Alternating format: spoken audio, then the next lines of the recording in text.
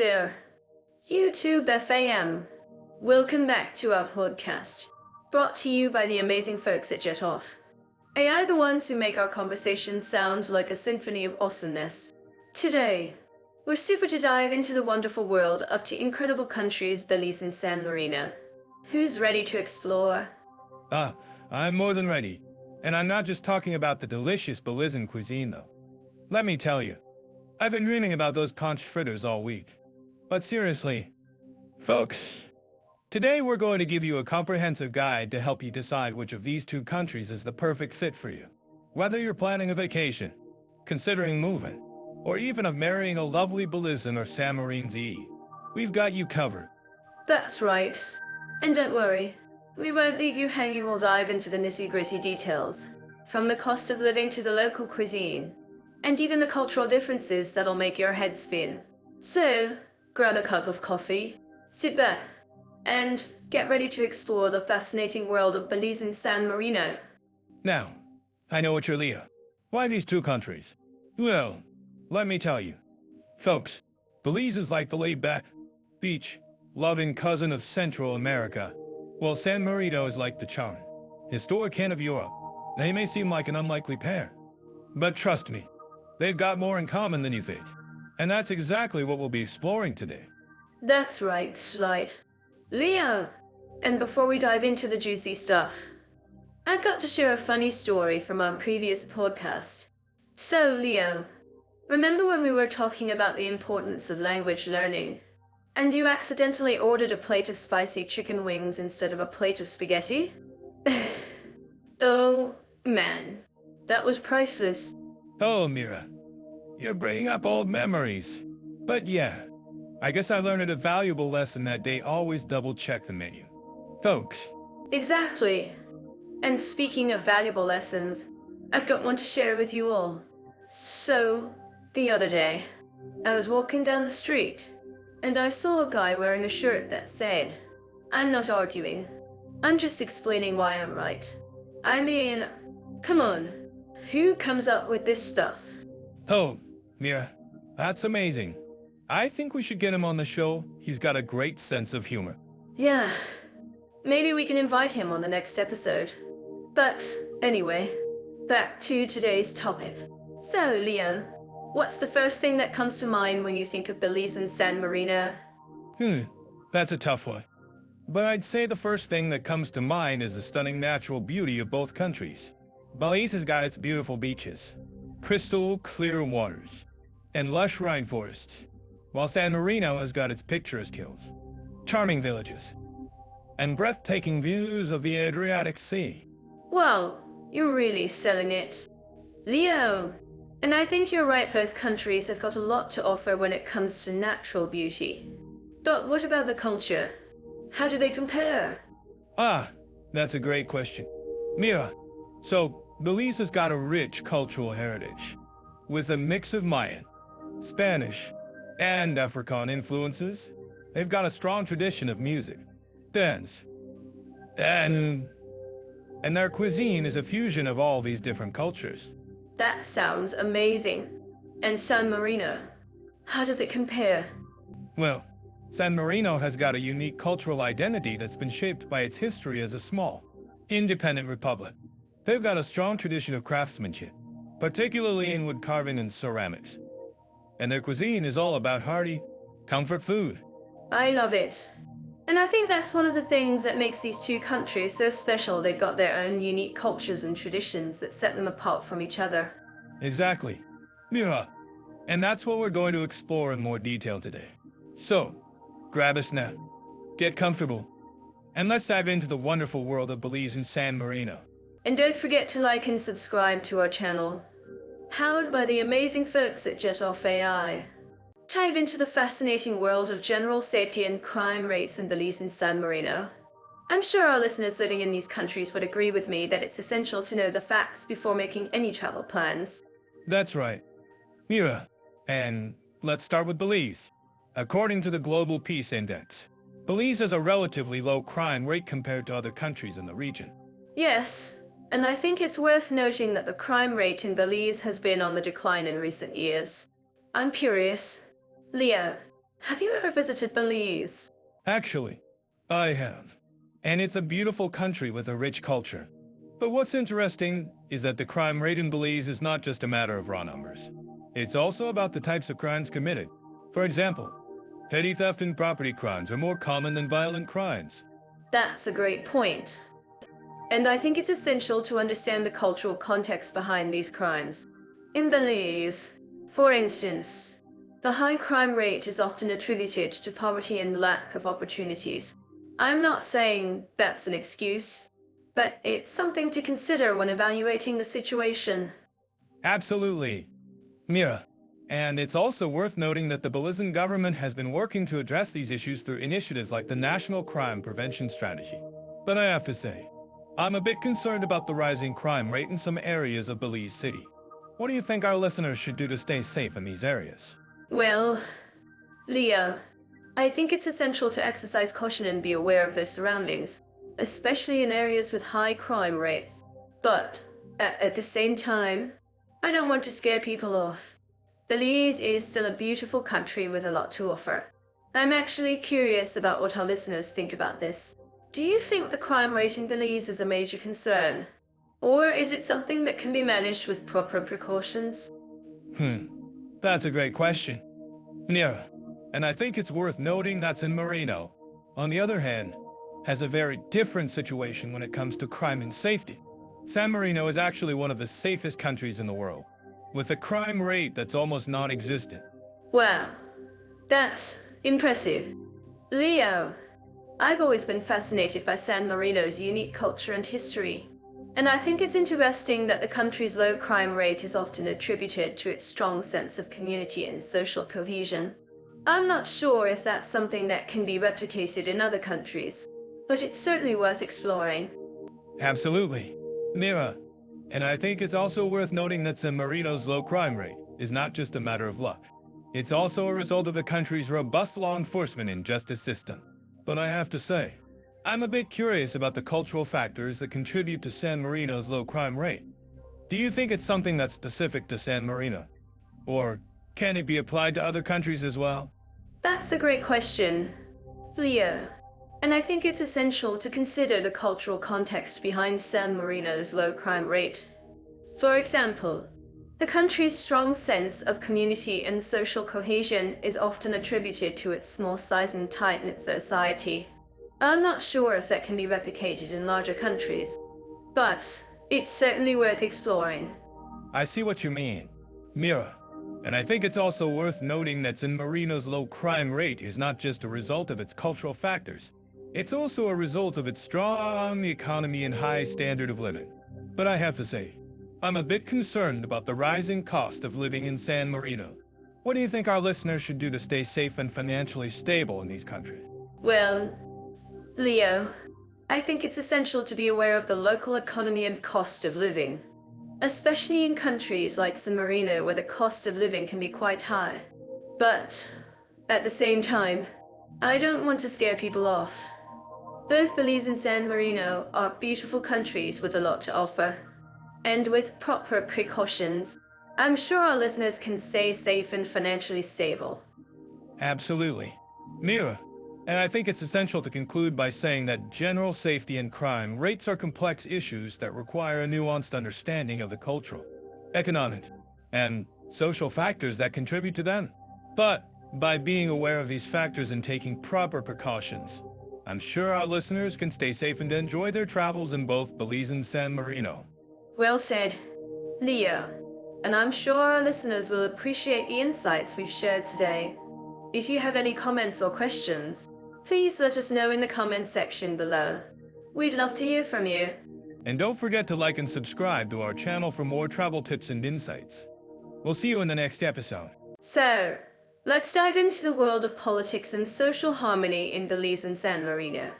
I'm to share some insights on how these countries navigate governance and community relations.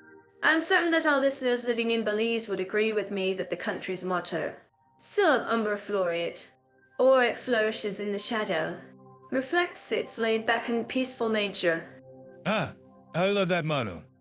It's like they're saying, hey, we're chill, don't worry about us. But seriously, Belize has a parliamentary democracy, which is great for stability. And I'm sure our listeners would agree that a stable government is essential for a smooth expat experience. Absolutely. Leo! And speaking of stability, San Marino has been around for over 10 years, making it one of the oldest surviving republics in the world. That's a testament to its social harmony and ability to adapt to changing times. Wow, 10 years is a long time. I'm curious. Mira, how do you think San Marino's history has influenced its social harmony? Has it become a model for other countries to follow? Well, Leo, San Marino's history is indeed fascinating, and I think its unique blend of medieval and modern architecture reflects its ability to balance tradition and progress. But I'm sure our listeners would agree that social harmony is not just about history. It's also about how a country treats its citizens and foreigners alike. That's a great point. Mira, and I think San Marino's small size and population have contributed to its social harmony. It's easier to get to know your neighbors and feel a sense of community when you're living in a small country. I couldn't agree more. Leo, and speaking of community, I've heard that San Marino has a strong tradition of volunteerism and civic engagement. Our listeners might be interested to know that San Marino has a unique system of government, where the Captain Regent is elected by the Great General Council. Oh, that's fascinating. Mira, I didn't know that. And I think it's great that San Marino has a system of government that promotes civic engagement and participation. I'm sure our listeners would agree that being an active citizen is essential for a healthy democracy. Absolutely. Leo, and I think Belize's parliamentary democracy also promotes civic engagement and participation. Our listeners might be interested to know that Belize has a strong tradition of community-based organizations and NGOs that work to promote social harmony and development. That's great to hear. Mira, I think it's essential for expats to get involved in their local communities and contribute to social causes. And I'm sure our listeners would agree that being part of a community is essential for a happy and fulfilling expat experience. For more insights like this, don't forget to check out atop. AI for in-depth analysis and expert opinions on expat life and politics. And remember, our listeners, if you have any questions or comments, please let us know in the comments section below. We'd love to hear from you and continue the conversation. And finally, I'd like to say that both Belize and San Marino offer a unique blend of politics and social harmony that makes them attractive destinations for expats. Whether you're looking for a relaxed and laid-back lifestyle or a more formal and structured society, these two countries have something to offer. Well, there you have it, folks. A brief look at the politics and social harmony of Belize and San Marino. We hope you've enjoyed this criterion and will continue to explore these fascinating countries with us. So let's talk about economic conditions and cost of living in Belize and San Marino. Two countries with very different economic profiles. I'm curious, Leo, have you ever been to Belize? Actually, I have. Mira. And let me tell you, it's a beautiful country with a thriving tourism industry. But, of course, that also means the cost of living can be a bit higher for expats. That's true. But what about San Marino? I've heard it's one of the smallest countries in the world, but still manages to have a relatively strong economy. Can you tell us more about that? Well, San Marino has a unique economy. Mira, it's heavily reliant on tourism, but also has a strong tradition of manufacturing and craftsmanship. They're known for their high-quality leather goods and ceramics. I see. So it sounds like both countries have a strong focus on tourism, but in different ways. I'm actually curious about what our listeners think about this. Do you think it's a good idea for a country to rely so heavily on tourism? Good question. Mira, I think it's a mixed bag. On the one hand, tourism can bring in a lot of revenue and create jobs. But on the other hand, it can also put a strain on local resources and infrastructure. That's a great point, Leo. And I think it's worth noting that both countries have a relatively low cost of living compared to other countries in their region. Belize, for example, has a cost of living index of around 70, while San Marino has a cost of living index of around 60. Wow, that's impressive. And I think it's worth noting that both countries have a strong sense of community and a relatively low crime rate. That's definitely a plus for expats who are looking for a safe and welcoming place to live. Absolutely. And I think it's also worth noting that both countries have a strong focus on environmental conservation. Belize, for example, has a number of protected areas and national parks, while San Marino has a strong tradition of sustainable agriculture. That's great to hear, Mira. And I think it's worth noting that both countries have a relatively high standard of living compared to other countries in their region. They both have good access to healthcare and education, and a relatively high level of economic development. I see. So, it sounds like both countries have a lot to offer expats who are looking for a safe, welcoming, and relatively affordable place to live. I'm certain that our listeners living in these countries would agree with me. I'm sure they would. Mira. But seriously, I think it's worth noting that both countries have their own unique challenges and opportunities. And I think it's worth considering the pros and cons of each country before making a decision. Absolutely. And I think it's also worth noting that both countries have a strong sense of history and culture. Belize, for example, has a rich Mayan heritage, while San Marino has a unique history and culture that dates back to the Middle Ages. That's great to hear, Mira. And I think it's worth noting that both countries have a relatively low cost of living compared to other countries in their region. This can be a big plus for expats who are looking to stretch their dollar as far as possible. Exactly. And I think it's also worth noting that both countries have a relatively high level of economic freedom. This can be a big plus for expats who are looking to start their own businesses or invest in local property. That's a great point, Mira. And I think it's worth noting that both countries have a strong sense of community and a relatively low crime rate. This can be a big plus for expats who are looking for a safe and welcoming place to live. Absolutely. And I think it's also worth noting that both countries have a relative living compared to other countries in their region. This can be a big plus for expats who are looking to stretch their dollar as far as possible. Well, Mira, I think we've covered a lot of ground here. But I'm curious. What do you think is the most important factor to consider when choosing between Belize and San Marino? That's a tough question.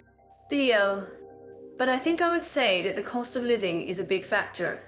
Both countries have a relatively low cost of living, but Belize is a bit more expensive than San Marino. That's a great point, Mira. And I think it's worth noting that both countries have their own unique strengths and weaknesses. But overall, I think both countries are great options for expats who are looking for a safe, welcoming, and relatively affordable place to live. Absolutely. And I think it's also worth noting that both countries have a strong sense of community and a relatively low crime rate. This can be a big plus for expats who are looking for a safe and welcoming place to live. Well, Mira, I think we've covered all the important points. But I'm curious, what do you think our listeners should take away from this conversation? I think our listeners should take away the fact that both Belize and San Marino are great options for expats who are looking for a safe, welcoming, and relatively affordable place to live. And I think they should also take away the fact that both countries have their own unique strengths and weaknesses. That's a great summary, Mira. And I think it's worth noting that both countries have a lot to offer expats who are looking for a unique and rewarding experience. Absolutely. And I think it's also worth noting that both countries have a strong sense of community and a relatively low crime rate. This can be a big plus for expats who are looking for a safe and welcoming place to live. Well, Mira, I think we've covered all the important points, but I'm curious. What do you think is the most important factor to consider when choosing between Belize and San Marino? That's a tough question, Leo. But I think I would say that the cost of living is a big factor. Both countries have a relatively low cost of living, but Belize is a bit more expensive than San Marino. That's a great point, Mira. And I think it's worth noting that both countries have their own unique strengths and weaknesses. But overall, I think both countries are great options for expats who are looking for a safe, welcoming, and relatively affordable place to live. Absolutely. And I think it's also worth noting that both countries have a strong sense of community and a relatively low crime rate. This can be a big plus for expats who are looking for a safe and welcoming place to live. Well, Mira, I think we've covered all the important points. But I'm curious, what do you think our listeners should take away from this conversation? I'm about Belize and San Marino, and how they compare in terms of accommodation options and quality. Can you imagine waking up to the sound of the Caribbean Sea or the Apennine Mountains? Ah, that sounds amazing. Belize has a growing expat community, and San Marino has a unique charm to it. But let's talk about the practicalities. What kind of accommodation options do you think expats would find in these countries? Well, in Belize, you can find everything from beachside apartments to jungle lodges. And in San Marino, you'll find historic apartments, villas, and even castles. I'm curious. Leo, have you ever stayed in a castle? Actually, I have, and it was a unique experience, to say the least. But I think what's interesting is that both countries have a strong focus on tourism, which can impact the availability and quality of accommodation. That's a great point. I'm sure our listeners living in Belize would agree with me that the tourism industry can sometimes make it difficult to find affordable accommodation. But what about San Marino? Do you think the country's tiny size and limited tourism would make it easier to find a place to stay? Not necessarily. San Marino has a lot of visitors, especially during the summer months, and that can put a strain on the accommodation market. But I think what's unique about San Marino is that it has a lot of family-run hotels and BBS, which can offer a more personalized experience. I love that. And I'm sure our listeners would agree that a personalized experience is always a bonus when traveling or living abroad.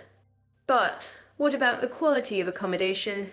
How does Belize compare to San Marino in terms of cleanliness, amenities, and overall standards? That's a great question. I think Belize has made a lot of progress in recent years in terms of improving the quality of its accommodation. But San Marino has a more established tourist infrastructure, which means that many of its hotels and BBS have high standards of cleanliness and amenities. That's a good point. I'm sure our listeners would agree that cleanliness and amenities are essential when choosing a place to stay. But what about the cost? How do the prices of accommodation in Belize and San Marino compare? Well, I think Belize is generally more affordable, especially when it comes to renting apartments or houses. But San Marino has a lot of luxury options available, which can be quite pricey. I see what you mean. And I'm sure our listeners would agree that luxury comes at a price. But what about the local culture? How does the accommodation scene in Belize and San Marino reflect the local culture and way of life? That's a great question. I think Belize has a lot of eco-lodges and sustainable tourism options, which reflect the country's strong focus on environmentalism and conservation. And San Marino has a lot of family-run hotels and BBS, which reflect the country's strong family values and hospitality. I love that. And I'm sure our listeners would agree that experiencing the local culture is an essential part of any travel or living experience. So, in conclusion, what do you think our listeners should take away from our discussion about accommodation options and quality in Belize and San Marino? Well, I think our listeners should know that both countries have a lot to offer in terms of accommodation, but they also have their unique challenges and opportunities. And I think what's most important is to do your research and choose a place that reflects your values and lifestyle. Absolutely. And I'm sure our listeners would agree that doing your research and being informed is key to finding the perfect place to stay. Thanks for joining us on this criterion, Leo! And to our listeners, don't forget to share your thoughts and experiences in the comments section below. And don't forget to like and subscribe to our channel for more informative and entertaining content about travel and living abroad. I'm curious. Leo, have you ever tried to navigate the visa process in Belize? It's like trying to find your way through a jungle without a map. I have, and it was a wild adventure, let me tell you. But seriously? Yeah, I think the process is relatively straightforward, especially if you're a tourist. You can get an e-visa online, and it's usually processed within a few days. That's true. But what about for expats or those who want to stay longer? I've heard it can be a bit more complicated. Have you had any experience with that? Well, I've had friends who've gone through the process, and it seems that the Belizean government is working to simplify the process for long-term stays. However, it's still a bit of a bureaucratic nightmare, if you ask me. I can imagine. But hey, at least you can enjoy the beautiful beaches and crystal clear waters while you're waiting for your visa to be processed. Speaking of which, have you ever been to the famous Cay Caulker in Belize? Ah, yes. I've been there, and it's a stunning destination, to say the least. But I'm curious. Mira, how do you think the visa process compares to San Marino? I've heard that country has a reputation for being one of the most bureaucratic in the world. Oh, that's a great point. Leo, San Marino does have a reputation for being a bit complicated, but in all seriousness, I think the process is definitely more challenging than in Belize. From what I've researched, it seems that San Marino has a more complex system for obtaining a visa, and the paperwork can be quite extensive. I see what you mean. But, Mira, I'm actually curious about what our listeners think about this. Have you guys ever tried to navigate the visa process in San Marino? Share your experiences in the comments below. Great point. Leo, and to our listeners, yes, please do share your experiences. We'd love to hear about your adventures in San Marino. But back to the topic. I think one of the biggest challenges in San Marino is the language barrier. Not many people speak English, which can make it difficult for foreigners to navigate the system. That's a great point, Mira. But, on the other hand, San Marino has a reputation for being a very welcoming country for expats. Many people have reported feeling at home in San Marino, despite the language barrier. I see what you mean, Leo, and I think that's one of the things that makes San Marino so unique. The people are incredibly friendly, and the culture is rich and vibrant. But I still think the visa process is a bit of a challenge. Well, I think we can both agree that the visa process in San Marino is definitely more complicated than in Belize. But, hey, at least you can enjoy the stunning views of the Apennine Mountains while you're waiting for your visa to be processed. Oh, Leo, you're such a jokester. But seriously, I think one of the things that's important to note is that both countries have their own unique challenges and opportunities. And as expats, it's essential to be flexible and adaptable. Absolutely. Mira, and I think that's one of the things that makes expat life so exciting. You never know what challenges you'll face, but you always have the opportunity to learn and grow. Well, I think that's all for this segment. Thanks for sharing your insights, Leo. And to our listeners, please do share your experiences in the comments below. We'd love to hear about your adventures in Belize and San Marino. And don't forget to subscribe to our channel for more informative and entertaining content about expat life. See you in the next segment. Dive into the world of healthcare. Comparing Belize and San Marino, two countries with unique approaches to medical care. And I'm to share the highlights with you. Belize and San Marino, a tale of the healthcare systems. Belize has a more developed infrastructure, while San Marino relies on Italy for its healthcare needs. But let's not forget, it's not just about the numbers. It's about the people and their experiences. Exactly. And speaking of people, I'm sure our listeners living in Belize would agree with me that the country's warm and welcoming nature makes healthcare feel more like a community effort. That's a great point, Mira. And I'm curious, have you ever heard of the concept of Galenico in San Marino? It's a unique system where pharmacies play a crucial role in dispensing medications. Oh, that's fascinating. I can see how that would work, especially in a small country like San Marino. But I'm sure our listeners would love to know more about the actual medical facilities in both countries. Absolutely. In Belize, you'll find a mix of public and private hospitals, with the latter being more expensive. Of course. But did you know that San Marino has a reciprocal health agreement with Italy, allowing citizens to access top-notch care in Italy? Wow, that's incredible. I can see why San Marino would want to take advantage of Italy's healthcare system. But what about the quality of care in Belize? I've heard that it's not always up to par. Ah, that's a great point.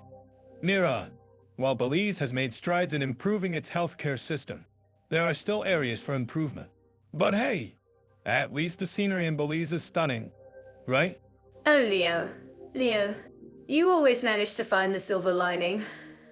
But seriously, our listeners would love to know more about the cultural nuances of healthcare in both countries. Can you tell us a bit more about that? Well, in San Marino, for example, you'll find a strong emphasis on traditional medicine, with many locals turning to herbal remedies and natural treatments. Ah, that's so cool.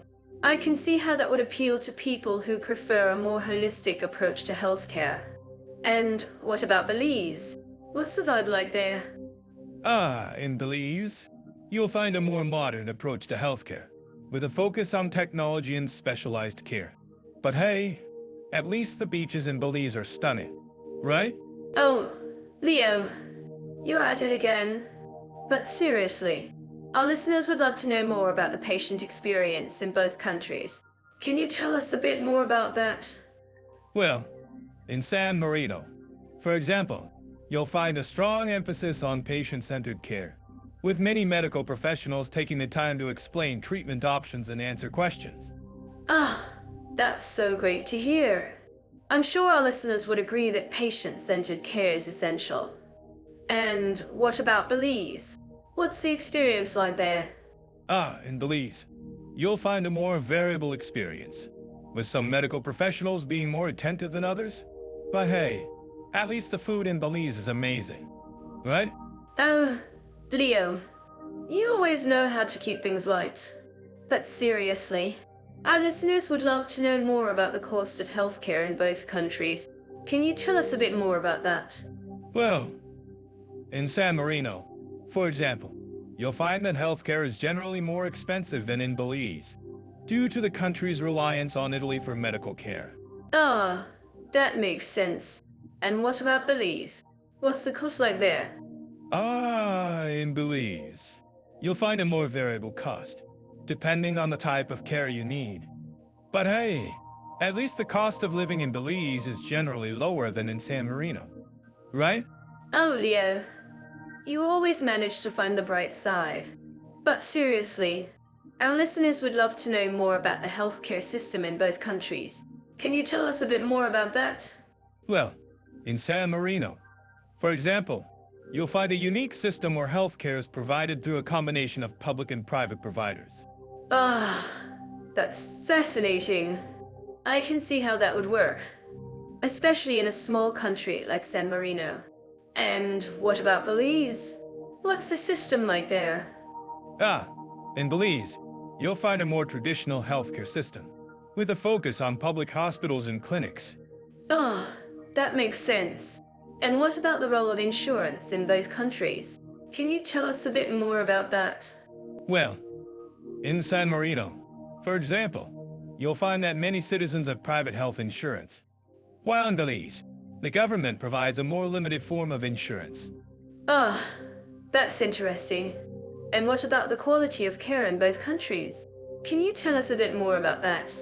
Well, in San Marino, for example, you'll find a high quality of care, due in part to the country's reliance on Italy for medical care. But in Belize, the quality of care can be more variable, depending on the hospital or clinic. Ah, that's a great point. And what about the availability of specialized care in both countries? Can you tell us a bit more about that?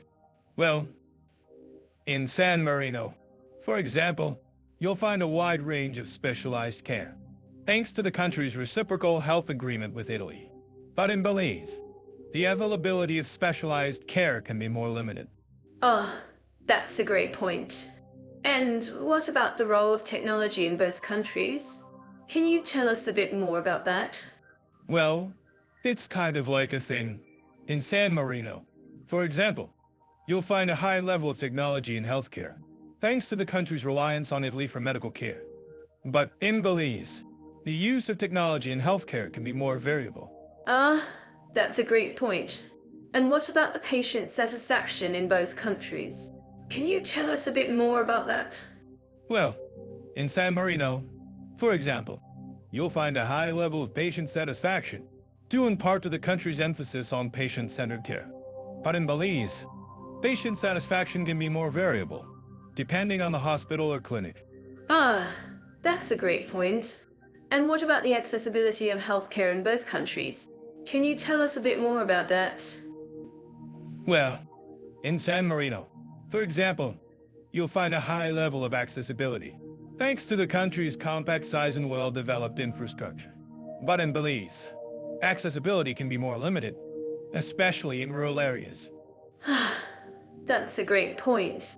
And what about the healthcare workforce in both countries? Can you tell us a bit more about that? Well, in San Marino, Alright, let's get into transportation infrastructure and convenience in Belize and San Marino. I'm to share some interesting facts about each country's public transit system. In Belize, I discovered that buses are the primary mode of transportation, with many routes connecting major cities like Belize City and San Ignacio. I bet our listeners in Belize have experienced the infamous chicken buses that are more like a party on wheels than a regular bus ride. Ah, yes. Those chicken buses are a unique experience. In San Marino, on the other hand, public transportation is relatively limited, but the country's compact size makes it easy to get around on foot or by bike. I've heard that San Marino has a well-developed network of bike paths and pedestrianized areas, making it a cyclist's paradise. That's fantastic. I've also read that San Marino has a robust network of walking trails, perfect for exploring the country's picturesque landscapes. But in Belize, I was to learn that the country's transportation infrastructure is still developing, particularly in rural areas. I bet our listeners have encountered some rough roads or even had to walk for miles to get to their destination. Yeah, I can imagine. In San Marino, the roads are generally well maintained, but I've heard that parking can be a challenge in the historic center of San Marino City. Maybe our listeners can share their tips on how to navigate the narrow streets and find a parking spot. That's a great idea. Leo? In Belize, I found that many locals rely on private transportation services, such as taxis or shuttles, to get around, especially during peak travel seasons. But what about San Marino? Do you think the country's limited public transportation options might be a deterrent for tourists or locals alike? Ah, that's a valid concern. However, San Marino has been investing in its public transportation system, including the introduction of a new bus service connecting the capital city to surrounding towns. Maybe our listeners can share their experiences with this new service and provide feedback on how it's been working out. That's a great point. Leo, I've also read that Belize is working on improving its public transportation system, including the expansion of bus routes and the introduction of new transportation technologies. I bet our listeners are eager to see these come to fruition. Yeah, and I'm sure they'll be happy to share their opinions on social media using hashtags like Belize Transportation Revamp. Exactly. And speaking of social media, what do you think about the role of ride-hailing services like Uber and Lyft in Belize and San Marino? Have they made a significant impact on the transportation landscape? Or are they still a relatively new phenomenon? Well, in San Marino, I've heard that ride-hailing services are still relatively rare, but they're becoming more popular, especially among tourists. In Belize, on the other hand, I've read that ride-hailing services are more widespread, but they still face competition from traditional taxi services. That's interesting. I'd also read that both countries have been working on improving their transportation infrastructure, including the construction of new roads and the upgrade of existing ones. I bet our listeners have some opinions on how these changes will impact their daily commutes. Yeah, and I'm sure they'll be eager to share their thoughts on how the increased traffic will affect their morning coffee runs. Exactly. And finally, let's talk about the unique transportation challenges faced by each country. In Belize, I've read that the country's geography poses a significant challenge to transportation, particularly in rural areas. In San Marino, on the other hand, I've heard that the country's hilly terrain requires creative solutions to transportation, such as the use of funicular-and cable cars. Ah, yes. The funicular arrests in San Marino are a marvel of engineering, and I'm sure our listeners in Belize can relate to the challenges of navigating rugged terrain. Yeah, and I'm sure they'll be happy to share their tips on how to navigate those rough roads in there for extra vehicles. Well, there you have it, folks.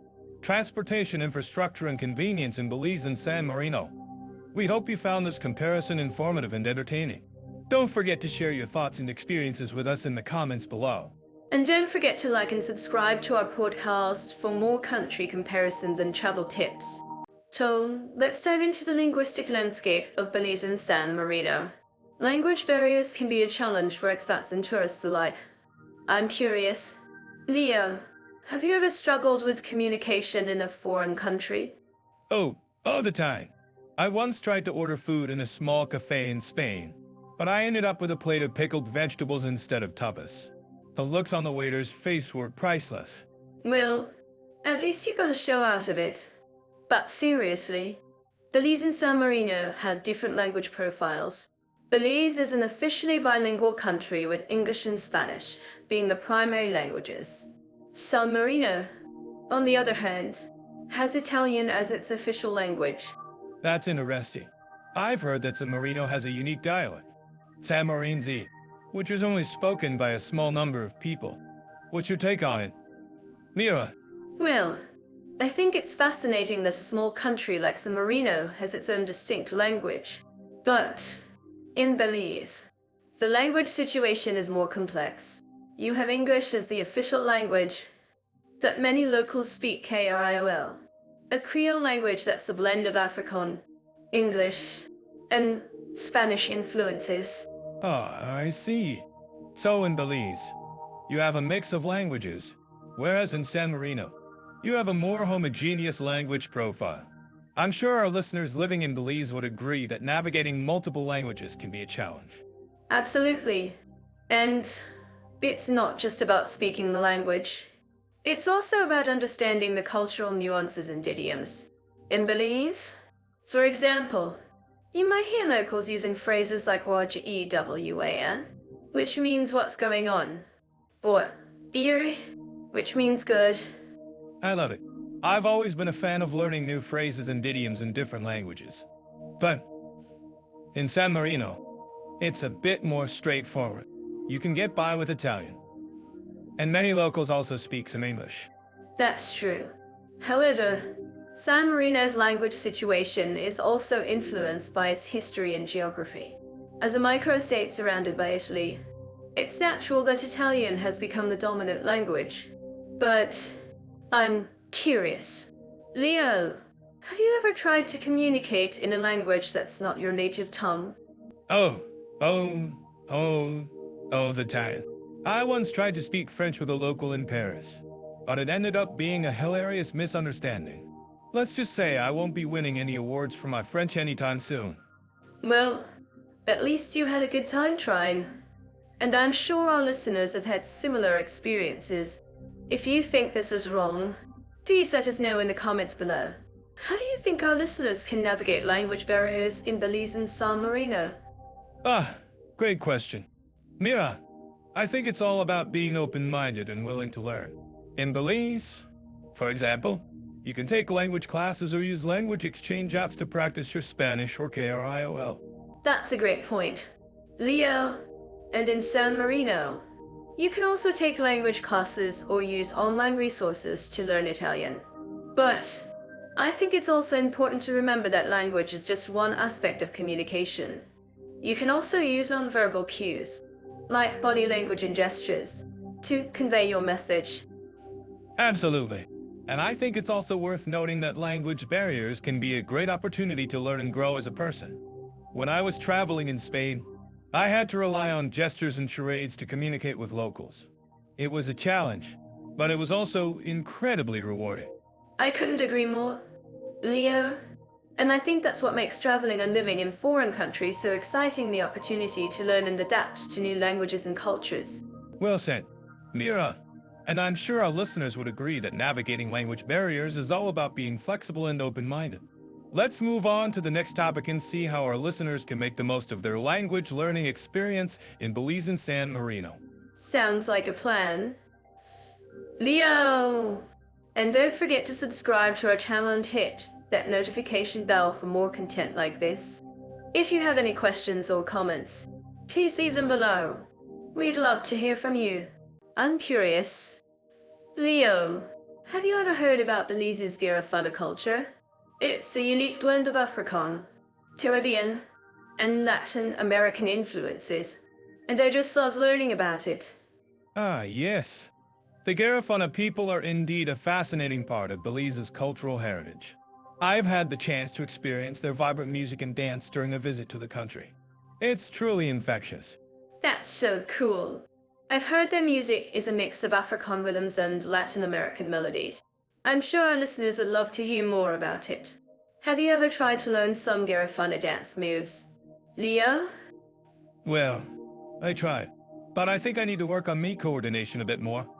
But seriously, the Garifuna culture is not just about music and dance.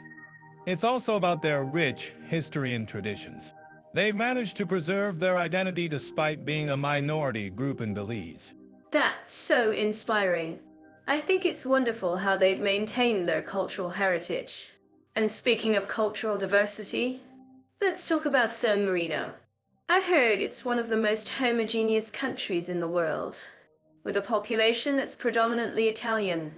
Ah, yes. San Marino is indeed a unique case. With a population of just over 34,000 people, it's one of the smallest countries in the world. And yes, the majority of the population is Italian. But what's interesting is that they've managed to maintain a strong sense of national identity despite their small size. That's fascinating. I've heard that San Marino has a very strong tradition of folk music and dance, similar to Italy. But I'm curious. Leo, have you ever been to San Marino? What was your impression of the country? Actually, I have visited San Marino, and I was struck by its stunning natural beauty. The country is surrounded by mountains, and the views from the top of the Guaita are breathtaking. But what's even more impressive is the country's commitment to preserving its cultural heritage. I completely agree. I heard that San Marino has a very strong sense of community, with many families living in the same village for generations. That must be very special. And speaking of community, let's talk about how both Belize and San Marino foster social cohesion. Ah, yes. Social cohesion is indeed a crucial aspect of both countries' cultural diversity. In Belize, for example, the government has implemented various initiatives to promote social harmony, such as the National Cultural Council, which aims to preserve and promote the country's cultural heritage. That's great to hear. And in San Marino, I've heard that the country has a strong tradition of family values, which helps to promote social cohesion. Families are often involved in local festivals and events, which helps to bring the community together. Exactly. And it's not just about family values.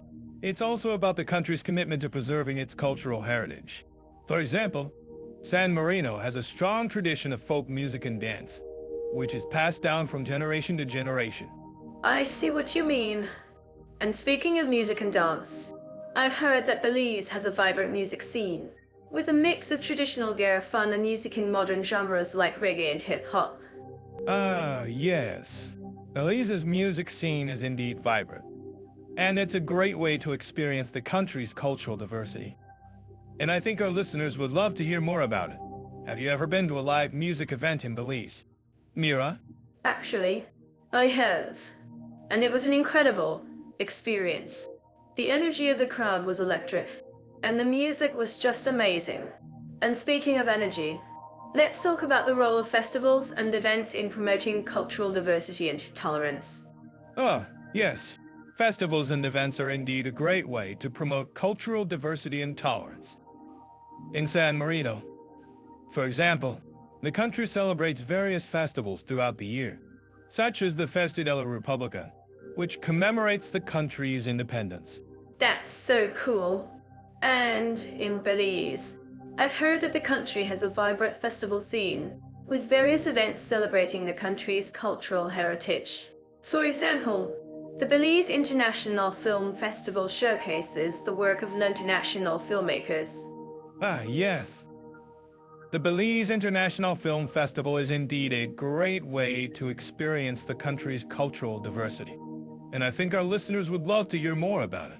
Have you ever attended a festival in Belize? Mira? Actually, I have. And it was an incredible experience. The energy of the crowd was electric, and the music and dance performances were just amazing.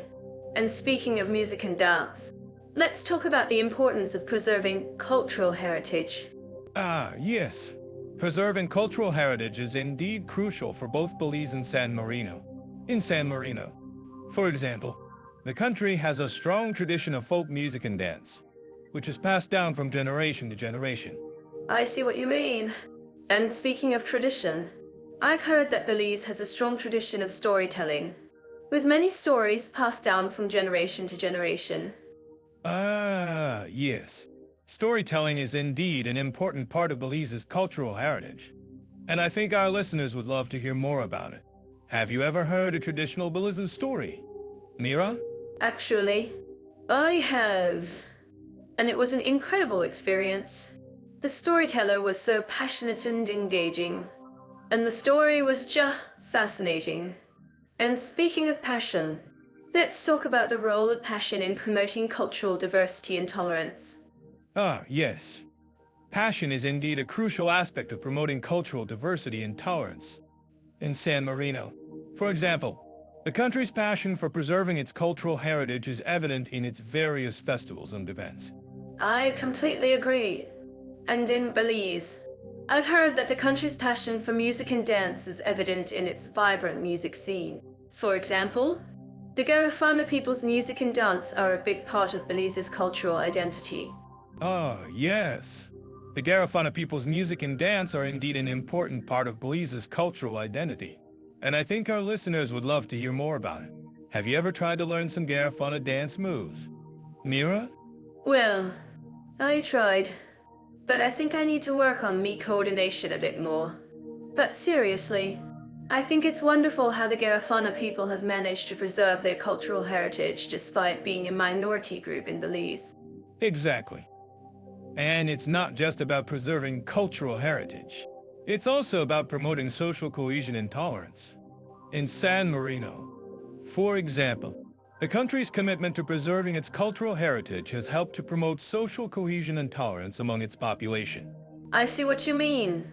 And speaking of social cohesion, let's talk about the role of education in promoting cultural diversity and tolerance. Ah, yes. Education is indeed. I'm curious. Leo, have you ever been to Belize? What's the first thing that comes to mind when you think of its educational system? Actually, I have been to Belize, and I was struck by the country's focus on environmental education. They have some amazing programs that teach students about sustainable development and conservation. But let's get to the language schools. I've heard that Spanish and English are the primary languages spoken in Belize. That's right. And with its rich Mayan history, Belize offers a unique cultural experience for language learners. But what about the educational system itself? I've heard that Belize has a mix of public and private schools, with a strong emphasis on vocational training. That's true, Mira. And I think that's one of the reasons why Belize has a relatively high literacy rate, especially compared to some of its Central American neighbors. But I'm curious, have you ever had any experience with the educational system in Belize? Well, actually, I've been following some of the local language schools in Belize, and I'm impressed by their commitment to using technology in the classroom. It's amazing to see how they're using online platforms to make language learning more accessible. That's really interesting, Mira. And I think it's great that you're highlighting the importance of technology in language learning. But let's not forget about San Marino. What's the educational landscape like there? San Marino. I've heard that it's one of the most highly educated countries in the world, with a strong emphasis on science and mathematics education. And with its unique history as an independent republic, I'm curious, how does the educational system reflect the country's cultural heritage? Well, Mira, I think that's a great question. And I've heard that San Marino has a strong tradition of promoting cultural exchange and language learning, particularly in the context of European integration. But what about language schools specifically? Have you come across any innovative programs or language schools in San Marino? Actually, I have. I've been reading about a language school in San Marino that offers immersive language courses, where students can learn Italian and other European languages in a fully immersive environment. It sounds like an amazing opportunity for language learners. That sounds fantastic. Mira, and I think it's great that you're highlighting the importance of immersion in language learning. But let's not forget about the learners themselves. What do you think is the biggest challenge for language learners in Belize or San Marino? I think that's a great question, Leo. And I've heard that one of the biggest challenges for language learners in both countries is the cultural aspect. Getting used to the local customs and traditions can be a real challenge. That's so true, Mira. And I think it's great that you're acknowledging the importance of cultural adaptation in language learning. But what about our listeners? Have you ever received any comments or feedback from people who have learned languages in Belize or San Marino? Actually, I have. I've received some amazing testimonials from people who have learned languages in both countries, and I'd like to share some of them with our listeners. If you're interested in learning more about language schools in Belize or San Marino, be sure to check out our show notes for more information. That's a great idea, Mira. And I think it's great that you're giving our listeners a chance to share their own experiences and feedback. But before we go, I have one final question. What do you think is the most important thing for language learners to keep in mind when choosing a language school in Belize or San Marino? That's a great question, Leo. And I think the most important thing is to find a language school that fits your learning style and goals. Whether you're looking for a traditional classroom setting or an immersive language course, there are plenty of options to choose from in both countries. That's so true, Mira. And I think it's great that you're emphasizing the importance of finding the right fit for your language learning needs. Well, that's all for today's episode. Thanks for joining us, everyone. And we'll see you in the next one. So, let's dive into the climate and seasonal conditions in Belize and San Marino. I'm curious. Leo, have you ever heard of Belize's unique phenomenon, the dry season? Yes, I've heard of it. It's like a mini drought. But don't worry, it's not as dramatic as it sounds. Belize's dry season typically runs from February to May, with temperatures soaring up to 90 degrees Fahrenheit. Well, that's hot. I can imagine the locals would need some serious cooling measures. I'm sure others living in Belize would agree with me. Have you ever tried a cold Horlicks on a hot day? No. But that sounds like a great idea. In San Marino, on the other hand, we have a more Mediterranean climate. With mild winters and hot summers, the temperature rarely drops below 40 degrees Fahrenheit, which is pretty cool, if I may say so. That's amazing. I can see why San Marino is a popular tourist destination. But let's get back to Belize's climate. I've heard that the country is prone to hurricanes. Is that true? Yes, unfortunately, Belize is located in a hurricane-prone area, and the country has experienced several devastating hurricanes in the past. However, the government has implemented strict building codes and evacuation procedures to minimize the damage. That's reassuring to know. I'm sure our listeners would appreciate the measures taken to keep them safe. Let's talk about San Marino's climate. I've heard that it's one of the most stable climates in Europe. Is that correct? Absolutely. San Marino's climate is influenced by its location in the Apennine Mountains, which creates a microclimate that's relatively stable and mild. The country experiences a moderate climate for distinct seasons, making it an ideal destination for tourists. That's great to hear. I can see why San Marino is a popular destination for nature lovers. But let's get back to Belize's climate. I've heard that the country has a rich biodiversity. Is that true? Yes. Belize is home to a stunning array of flora and fauna. including the famous jaguar, ocelot, and toucan. The country's tropical climate and diverse geography create a unique ecosystem that's home to many endemic species. That's amazing. I can see why Belize is a popular destination for nature enthusiasts. I'm sure our listeners would love to explore the country's beautiful national parks and wildlife reserves. If you think this is wrong, please let us know in the comments what do you think about Belize's climate. No. I think it's spot on. Belize's climate is definitely unique and worth exploring. And speaking of unique climates, San Marino's microclimate is definitely worth mentioning. Have you ever been to San Marino, Mira? Yes. I visited San Marino a few years ago, and I was blown away by its stunning scenery and rich history. The country's unique microclimate is definitely one of its attractions. I'm curious, Leo, have you ever tried to describe the climate in San Marino to someone who's never been there? Yes. I've tried. It's like trying to explain a beautiful painting to someone who's never seen it. You can describe the colors, the shapes, and the textures, but it's just not the same as experiencing it in person. San Marino's climate is truly unique, and I'm sure our listeners would agree with me. I see what you mean. San Marino's climate is definitely one of its most attractive features. I'm sure our listeners would love to visit the country and experience its unique microclimate for themselves. Let's get back to Belize's climate. I've heard that the country is prone to droughts. Is that true? Yes. Unfortunately, Belize is prone to droughts, particularly during the dry season.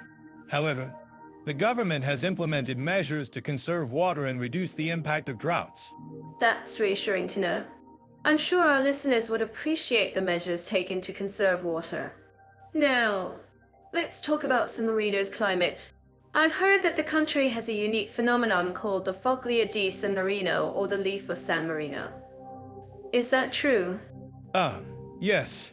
The foglia di San Marino is a unique phenomenon that occurs when a rare type of fog forms in the Apennine Mountains. It's a beautiful sight to behold, and it's definitely worth experiencing if you ever visit San Marino. Wow, that's amazing. I can see why San Marino is a popular destination for nature lovers. I'm sure our listeners would love to experience the foglia di San Marino for themselves. If you think this is wrong, please let us know in the comments what do you think about San Marino's climate. No. I think it's spot on. San Marino's climate is definitely unique and worth exploring. And speaking of unique climates, Belize's tropical climate is definitely worth mentioning. Have you ever tried to describe the climate in Belize to someone who's never been there? Yes. I've tried. It's like trying to explain a beautiful painting to someone who's never seen it. You can describe the colors, the shapes, and the textures, but it's just not the same as experiencing it in person. Belize's climate is truly unique, and I'm sure our listeners would agree with me. I see what you mean. Belize's climate is definitely one of its most attractive features. I'm sure our listeners would love to visit the country and experience its unique tropical climate for themselves. Let's get back to San Marino's climate. I've heard that the country has a rich cultural heritage. Is that true? Yes. San Marino has a rich cultural heritage, with a unique blend of Italian and Roman influences. The country's stunning architecture and beautiful art galleries are definitely worth exploring. That's great to hear. I can see why San Marino is a popular destination for culture lovers. And speaking of culture, Belize's rich cultural heritage is definitely worth mentioning. Have you ever tried to describe the culture in Belize to someone who's never been there? Yes. I've tried. It's like trying to explain a beautiful painting to someone who's never seen it. You can describe the colors, the shapes, and the textures, but it's just not the same as experiencing it in person. Belize's culture is truly unique, and I'm sure our listeners would agree with me.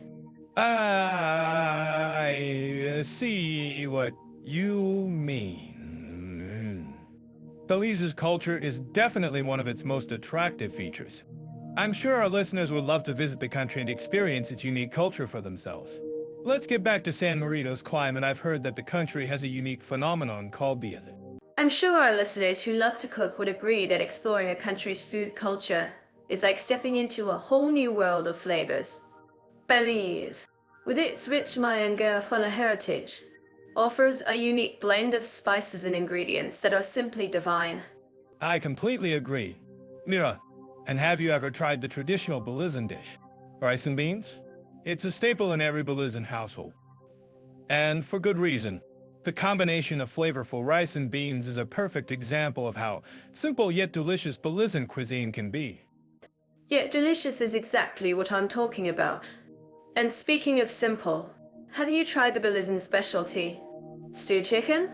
It's cooked in a rich and flavorful broth that's just mouth-watering. Ah, stewed chicken is a favorite of mine too. Mira, but what really sets Belizean cuisine apart is the use of fresh and locally sourced ingredients. From the rivers and streams to the markets and farms, Belizeans take pride in using only the freshest and best ingredients to create their dishes. That's so true. Leo. And it's not just about the ingredients, but also about the people. Belizeans are known for their warm hospitality and love of food. In fact, I've heard that in Belize, food is a way of bringing people together and building community. Absolutely. Mira, and that's something that's really important to me as well. Food is a way of transcending cultures and bringing people together. And Belizean cuisine is no exception. From the markets to the restaurants, Belizean food is all about sharing and community. And speaking of sharing, have you tried the Belizean dish, perched? They're essentially fried dough pockets filled with torchies, and they're absolutely delicious. Perched are a favorite of mine too. Mira, but what I love about Belizean cuisine is the use of coconut milk and spices to add flavor and depth to dishes. It's a really unique and delicious twist on traditional Caribbean cuisine. Coconut milk and spices are a great combination. And speaking of spices, have you tried the Belizean hot sauce, Scotch bonnet? It's not for the faint of heart, but it adds an ice skip to any dish. Ah, Scotch bonnet is a favorite of mine too. Mira, but what I love about Belizean cuisine is the way it blends traditional Mayan flavors with modern twists and influences. It's a really unique and delicious fusion of flavors. That's so true. Leo, and speaking of unique flavors, have you tried the San Marino specialty? Payardina? It's a type of flatbread that's filled with cheese. All vegetables. And it's absolutely delicious. Payardina is a favorite of mine too. Mira, but what I love about San Marino cuisine is the use of fresh and locally sourced ingredients, just like in Belize. From the mountains to the coast, San Marino is a foodie's paradise.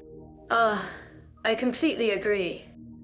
And speaking of fresh ingredients, have you tried the San Marino specialty, tortelli? They're essentially stuffed pasta pockets filled with meat or cheese, and they're absolutely delicious. Tortelli are a favorite of mine too. Mira, but what I love about San Marino cuisine is the way it blends traditional Italian flavors with modern twists and influences. It's a really unique and delicious fusion of flavors. That's so true. Leo, and speaking of unique flavors, have you tried the San Marino specialty? CIA. It's a type of flatbread that's similar to payardina, but it's filled with cheese and ham, and it's absolutely delicious. Ah, CIA is a favorite of mine too. Mira, but what I love about San Marino cuisine is the use of fresh and locally sourced ingredients, just like in Belize. From the mountains to the coast, San Marino is a foodie's paradise. I'm certain that our listeners living in these countries would agree with me that food culture is a big part of what makes these countries so special. From the markets to the restaurants, food is a way of bringing people together and building community.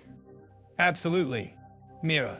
And that's something that I think is really important to remember as we explore the food cultures of these two countries.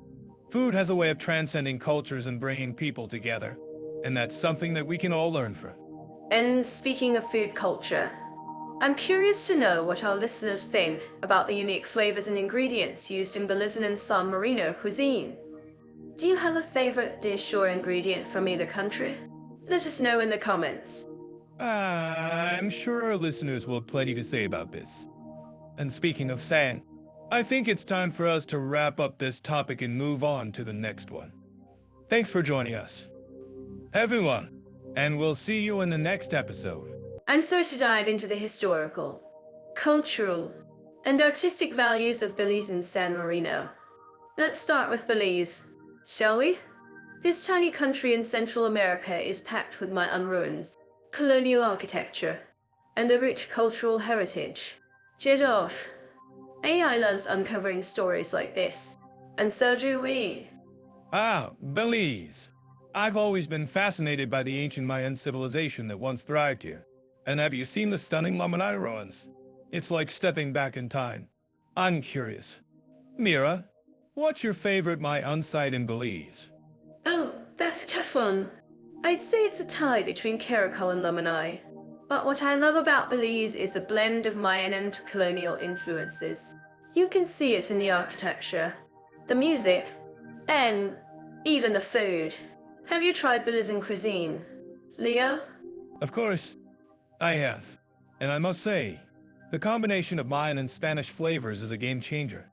But I'm more interested in the artistic side of things. What about the Belizean folk music? I've heard it's a unique blend of Garifuna and Mayan rhythms. Exactly. And that's what makes Belizean culture so rich and diverse.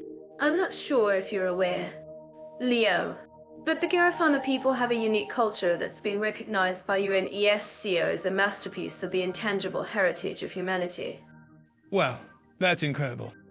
I had no idea. And speaking of UNESCO, I've heard that San Marino has a rich cultural heritage as well. What can you tell us about the Republic of San Marino?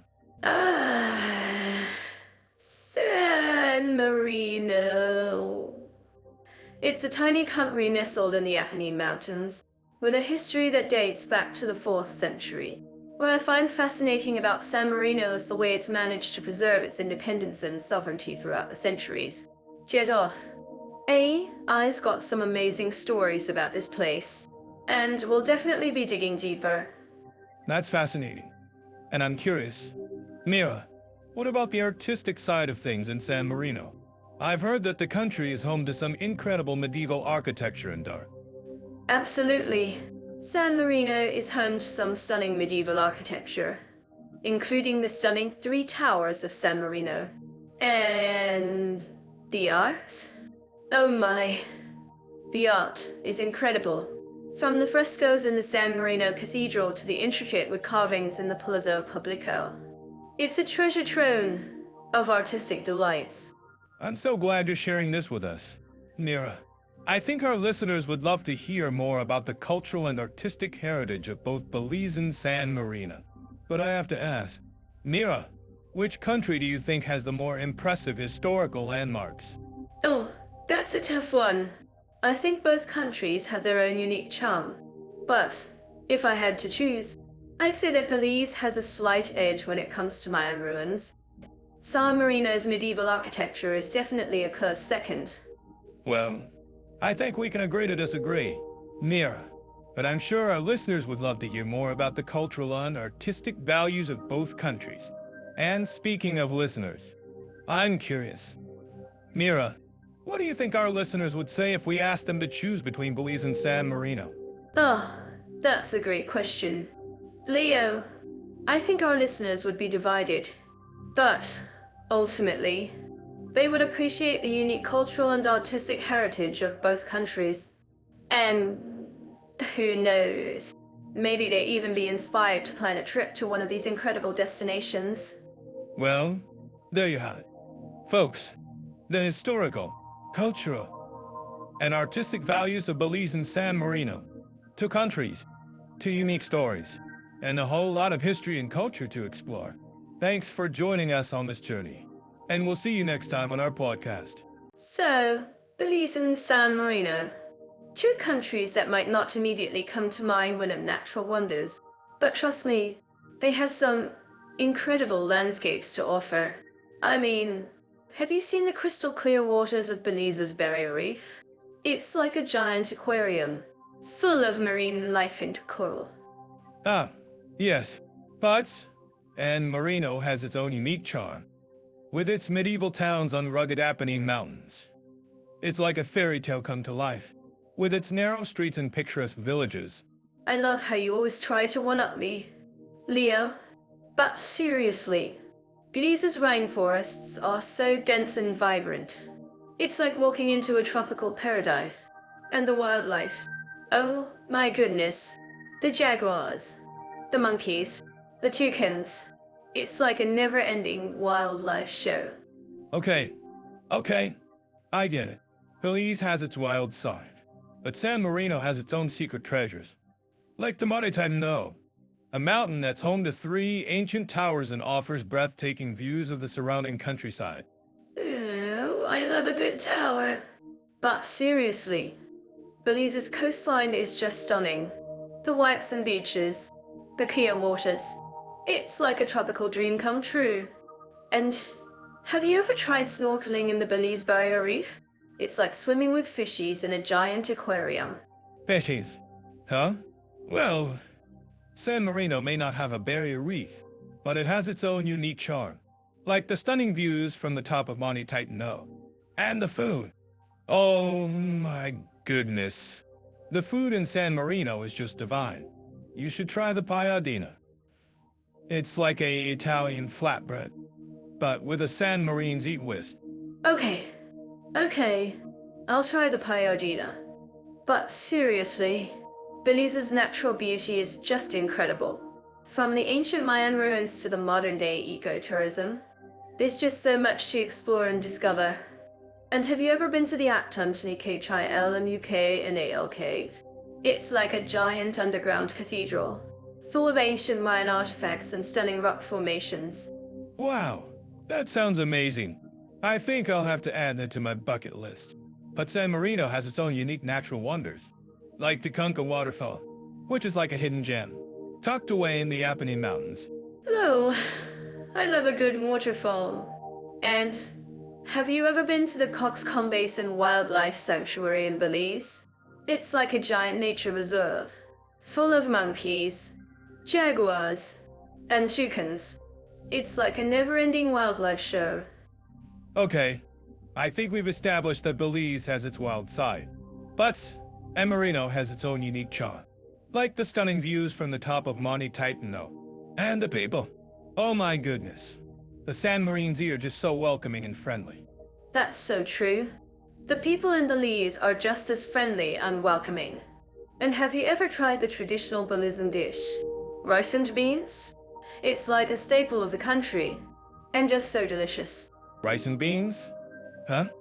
Well, San Marino may not have rice and beans, but it has its own unique culinary delights, like the paella and the capelletti, and the wine.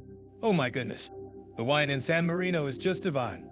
Okay, I think we've established that both countries have their own unique culinary delights.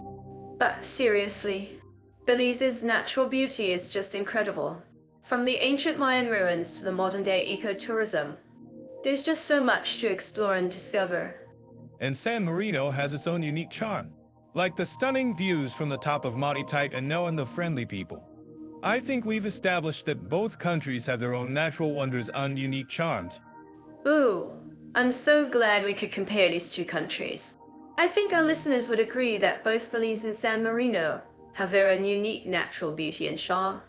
And who knows, maybe one day we'll have to go on a road trip and explore both countries together. Sounds like a plan to me. And to our listeners, I'm curious, have you ever been to either of these countries? What did you think of their natural beauty and charm?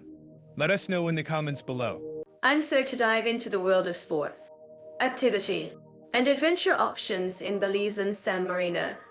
I mean, can you think of a more thrilling combination than ziplining through the jungle and exploring medieval hilltop towns? You're right. Mira, Belize is a mecca for adventure seekers, with its crystal clear waters, lush rainforests, and rich cultural heritage. And San Marino, with its stunning architecture and breathtaking views, is the perfect destination for those who love history and architecture. Exactly. And I'm sure our listeners living in Belize would agree with me that the country's vibrant culture and warm people make it an ideal place to explore. I mean, have you ever tried a Belizean dish like rice and beans or stewed chicken with rice? Oh, Mira, you're always bringing up food. But yes, Belizean cuisine is delicious. And I'm sure our listeners would love to share their favorite dishes with us. By the way, have you ever tried a traditional San Marine's dish like papar del lcin gula? Actually, Leo, I have tried it, and it's amazing. But let's get back to the topic at hand. Belize is famous for its water sports, like snorkeling, scuba diving, and kayaking. And San Marino, with its rugged terrain, offers plenty of opportunities for hiking and mountain biking. That's right, Mira. And both countries have a strong focus on preserving their natural beauty and cultural heritage. In Belize, the government has established several national parks and protected areas to conserve the country's unique ecosystem. And in San Marino, the government has implemented measures to protect the country's medieval architecture and preserve its cultural traditions. I'm actually curious about what others think about this. Do you think it's more important to preserve the natural beauty of a country or its cultural heritage? Let us know in the comments. Well, Mira, I think it's a bit of both. But I do think that preserving cultural heritage is essential to understanding a country's identity and history. And San Marino, with its rich history and unique architecture, is a perfect example of this. Absolutely. Leah. And speaking of unique architecture, have you ever seen the stunning medieval town of San Marino? Perched atop a hilltop? It's like something out of a fairy tale. Yes, Mira, I have seen it, and it's breathtaking.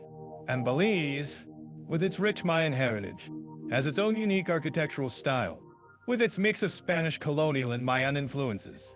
I love that. Leo. And I think our listeners would love to hear more about the cultural differences between Belize and San Marino. Can you tell us a bit more about the Mayan influence in Belize? Of course. Mira, the Mayans were a powerful and advanced civilization that flourished in Mesoamerica, including present-day Belize, from 2000 BC to 1500 CE. And their influence can still be seen in the country's architecture, art, and traditions. Well, that's fascinating. And I'm sure our listeners would love to learn more about the history and culture of San Marino. Can you tell us a bit more about the country's medieval heritage? Yes. Mira, San Marino has a rich medieval history, dating back to the 10th century. And its unique architecture, with its mix of Romanesque and Gothic styles, is a testament to the country's rich cultural heritage. I'm so impressed by San Marino's history and architecture. Leo, and I think our listeners would be too. But let's get back to the topic at hand. What are some of the most important activities in Belize and San Marino? Well, Mira, in Belize, some of the most popular sports and activities include snorkeling, scuba diving, and kayaking. And in San Marino, hiking and mountain biking are very popular, as well as cycling and horseback riding. That's great. Leo, and I think our listeners would love to know more about the unique experiences that can be had in both countries. Can you tell us about some of the most unique experiences in Belize and San Marino? Yes. Mira, in Belize, one of the most unique experiences is snorkeling or scuba diving in the crystal clear waters of the Belize Barrier Reef, the largest coral reef system in the Western Hemisphere. And in San Marino, one of the most unique experiences is hiking through the rugged terrain of the Apennine Mountains, with breathtaking views of the surrounding countryside. Wow, that sounds incredible. Leo, and I think our listeners would love to experience it for themselves. By the way, have you ever tried any of these activities in Belize or San Marino?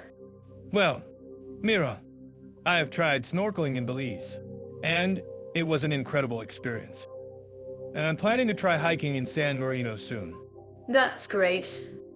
And I'm sure our listeners would love to know more about your experiences. Let's continue the conversation in the comments below. So, when it comes to nightlife and entertainment venues in Belize, I have to say, the country really knows how to bring the heat. From the laid-back vibes of the beach towns to the lively party scene in Ambergris. There's always something to do, whether you're a party animal or just looking for a relaxed evening out. Ah, but Belize has its share of hidden gems, too, like the ancient Mayan ruins of Xun and Tunic H, which come alive at night with a magical atmosphere. And let's not forget the Garifuna culture, which brings a unique blend of Africana and Caribbean influences to the country's music and dance. That's so true, Leo. And I think what really sets Belize apart is its incredible range of cultural events and festivals. From the Belize International Film Festival to the annual Lobster Festival. There's always something happening to get you in the mood for a night out. And San Marino, our other country of interest, has a nightlife scene that's just as vibrant, but in a completely different way. The country's tiny size means that everything is within walking distance, making it easy to hop from one bar to another and discover new hidden spots. I love that about San Marino. And I have to say, the country's capital, San Marino City, is a real gem. With its stunning medieval architecture and breathtaking views of the Adriatic, it's the perfect place to grab a drink and take in the sights. Absolutely. And San Marino's also got a great selection of live music venues, from jazz clubs to rock bars. And let's not forget the country's famous aperitivo culture, where you can enjoy a free snack with your drink at many bars and restaurants. I'm getting thirsty just about it. And I'm curious, Leo, have you ever tried a traditional San Marino aperitivo? What's your favorite? Well, I have to admit, I'm a bit of a fan of the local limoncello. It's a classic San Marino digestive made from lemon zest and citrus. But I've also had some amazing aperitivo experiences in the country. Like the time I discovered a hidden bar in the old town that served the best aperitivo in town. That sounds like an adventure. And I'm sure our listeners would love to hear more about it. So, Leo, tell us what's the best way to experience the nightlife in San Marino? Well, I think the key is to explore the country's many hidden corners and secret spots. From the narrow streets of San Marino City to the scenic hills of the surrounding countryside, there's always something new to discover. And don't be afraid to try new things like a traditional San Marino dish or a local wine. That's great advice, Leo. And I think it's also worth mentioning that San Marino has a very strong tradition of family-friendly entertainment. Even if you're traveling with kids, there's still plenty to do and see in the country. That's so true. Mira, and I think it's also worth noting that San Marino is a country that really comes alive at night. From the stunning views of the Adriatic to the vibrant music scene, there's always something happening to get you in the mood for a night out. I think we've covered all the bases, Leo. And I'm sure our listeners will appreciate all the insider tips and advice we've shared about nightlife and entertainment in Belize and San Marino. Absolutely. Mira, and if you have any more questions or comments, please don't hesitate to reach out to us in the comments section below. So, before we go, let's take a quick look at some of the top nightlife and entertainment venues in both countries. From the beach bars of Belize to the medieval taverns of San Marino, there's always something new to discover. And don't forget to follow us on social media for more updates and insider tips on the best nightlife and entertainment venues in both countries. And finally, if you're planning a trip to either Belize or San Marino, be sure to check out our next episode, where we'll be exploring the best places to stay and the top things to do in both countries. Thanks for tuning in, everyone. And so to dive into the wonderful world of family-friendly environments and children's activities in Belize and San Marino, who else loves exploring parks and playgrounds with their little ones? I'm right there with you. Mira, Belize, in particular, has some amazing spots like the Belize Zoo and the Belize Botanic Gardens. I mean, where else can you see animals and plants in a beautiful tropical setting? Exactly. And speaking of the Belize Zoo, have you heard about their children's wildlife education program? It's an absolute treasure trove for kids to learn about conservation and wildlife. That's so cool. San Marino, on the other hand, has its own unique charm with its medieval town and picturesque views. But I'm curious, Mira, what kind of activities do you think kids would enjoy in San Marino? Well, Leo, I think kids would love exploring the historic center of San Marino, which is essentially a giant playground. They could climb up to the top of the fortress for breathtaking views, and then explore the narrow streets and alleys. Ha! I can see it now, kids running wild and free in the historic center. But, seriously, Nira, what about educational activities? San Marino has a few museums, like the State Museum of San Marino, which might be of interest to kids. Ah, yes. The State Museum of San Marino has an amazing collection of artifacts and exhibits that showcase the history and culture of San Marino. And, if I'm not mistaken, they also have a section dedicated to children's activities and workshops. That's great to hear. Nira, I'm sure our listeners would appreciate knowing about these resources. And, I'm curious, what about outdoor activities in San Marino? Are there any parks or nature reserves that kids might enjoy? Actually, Leah, San Marino has a few beautiful parks and nature reserves, like the Parque Natural della Effarata, which is perfect for a family hike or picnic.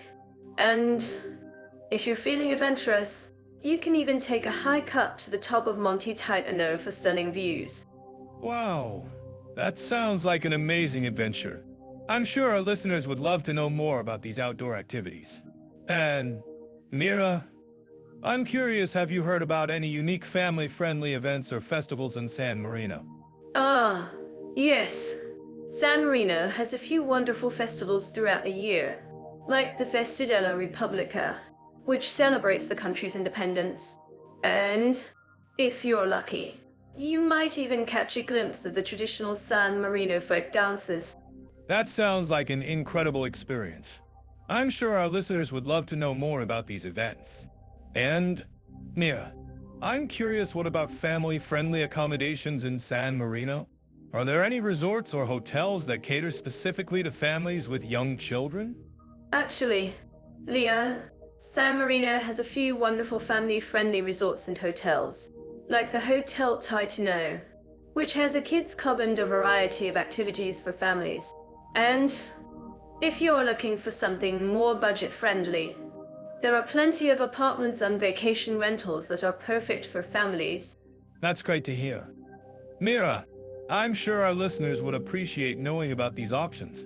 And I'm curious, have you heard about any family-friendly restaurants in San Marino that serve kid-friendly cuisine? Ah, yes. San Marino has a few wonderful restaurants that serve delicious and kid-friendly cuisine, like the Ristorante Montecchio, which has a kids' menu in a relaxed atmosphere. I'm getting hungry just about. And, Mira, I'm curious, what about transportation in San Marino? Are there any family-friendly transportation options that are easy to use with kids? Actually, Leo, San Marino has a few wonderful transportation options that are perfect for families, like the public bus system, which is easy to navigate and has plenty of kid-friendly amenities. That's great to hear. Mira, I'm sure our listeners would appreciate knowing about these transportation options. And I'm curious, what about healthcare in San Marino? Are there any family-friendly medical facilities or services that cater to families with young children? Ah, yes. San Marino has a few wonderful medical facilities and services that cater to families with young children, like the Hospital di San Marino, which has a pediatric department and a range of medical services for families. That's reassuring to know. Mira, I'm sure our listeners would appreciate knowing about these medical facilities. And I'm curious, what about language and communication in San Marino? Are there any language resources or services that can help families communicate with their children while traveling?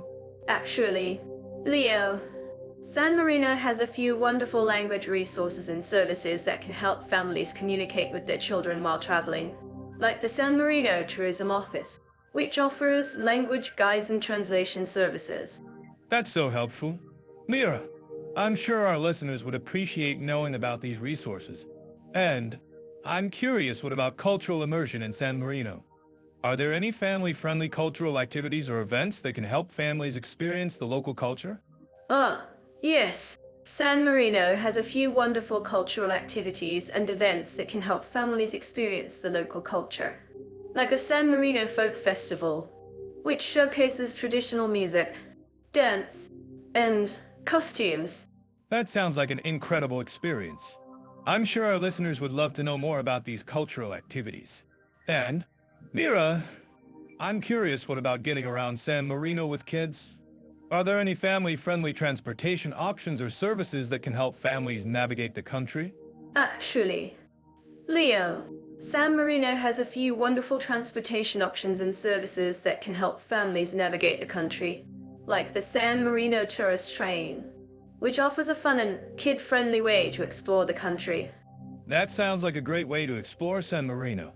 And, Mira, I'm curious, what about family-friendly accommodations in Belize? Are there any resorts or hotels that cater specifically to families with young children? Yes.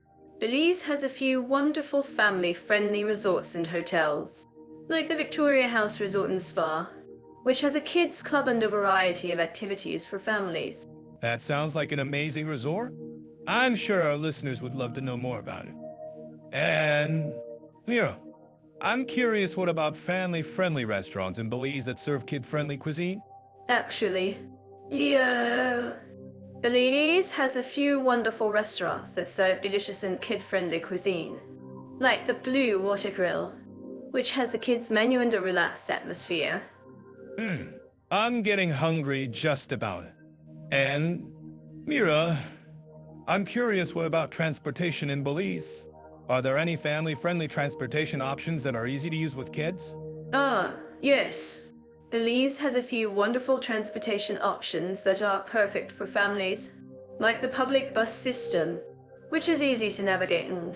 So, let's dive into the LGBT-friendly atmosphere in Belize. I've heard that Belize is quite progressive when it comes to LGBT rights. Have you come across any inspiring stories or events in the country? Yes. Belize has made significant strides in recent years, especially with the introduction of anti-discrimination laws. I've heard about the annual Belize Pride event, which is a fantastic celebration of diversity and inclusivity. It's amazing to see how the community comes together to promote acceptance and love. That's wonderful. I'm sure our listeners would love to hear more about it. Can you tell us a bit more about the Pride event and what makes it so special? Well, the Belize Pride event is a week-long celebration that takes place in different locations around the country. It features a range of activities, including parades, concerts, and workshops, all designed to promote LGBT visibility and inclusivity. And what's amazing is that it's not just about the LGBT community. It's about bringing people together from all walks of life to promote acceptance and understanding. I love that. And I'm curious, have you noticed any changes in the cultural attitudes towards LGBT individuals in Belize? Are there any stories or experiences that you think highlight the progress the country has made? Yes. I've heard about a local LGBT organization that has been working tirelessly to promote education and awareness about LGBT issues. They've been hosting workshops and events in schools and communities, and it's amazing to see how they're breaking down barriers and promoting acceptance. That's fantastic. I'm sure our listeners would love to know more about this organization and the work they're doing. Can you tell us a bit more about it? Well, the organization is called the Belize Coalition for Healthy Communities, and they've been doing incredible work in promoting LGBT rights and visibility. They've also been working with the government to develop policies and laws that protect LGBT individuals from discrimination. I'm impressed.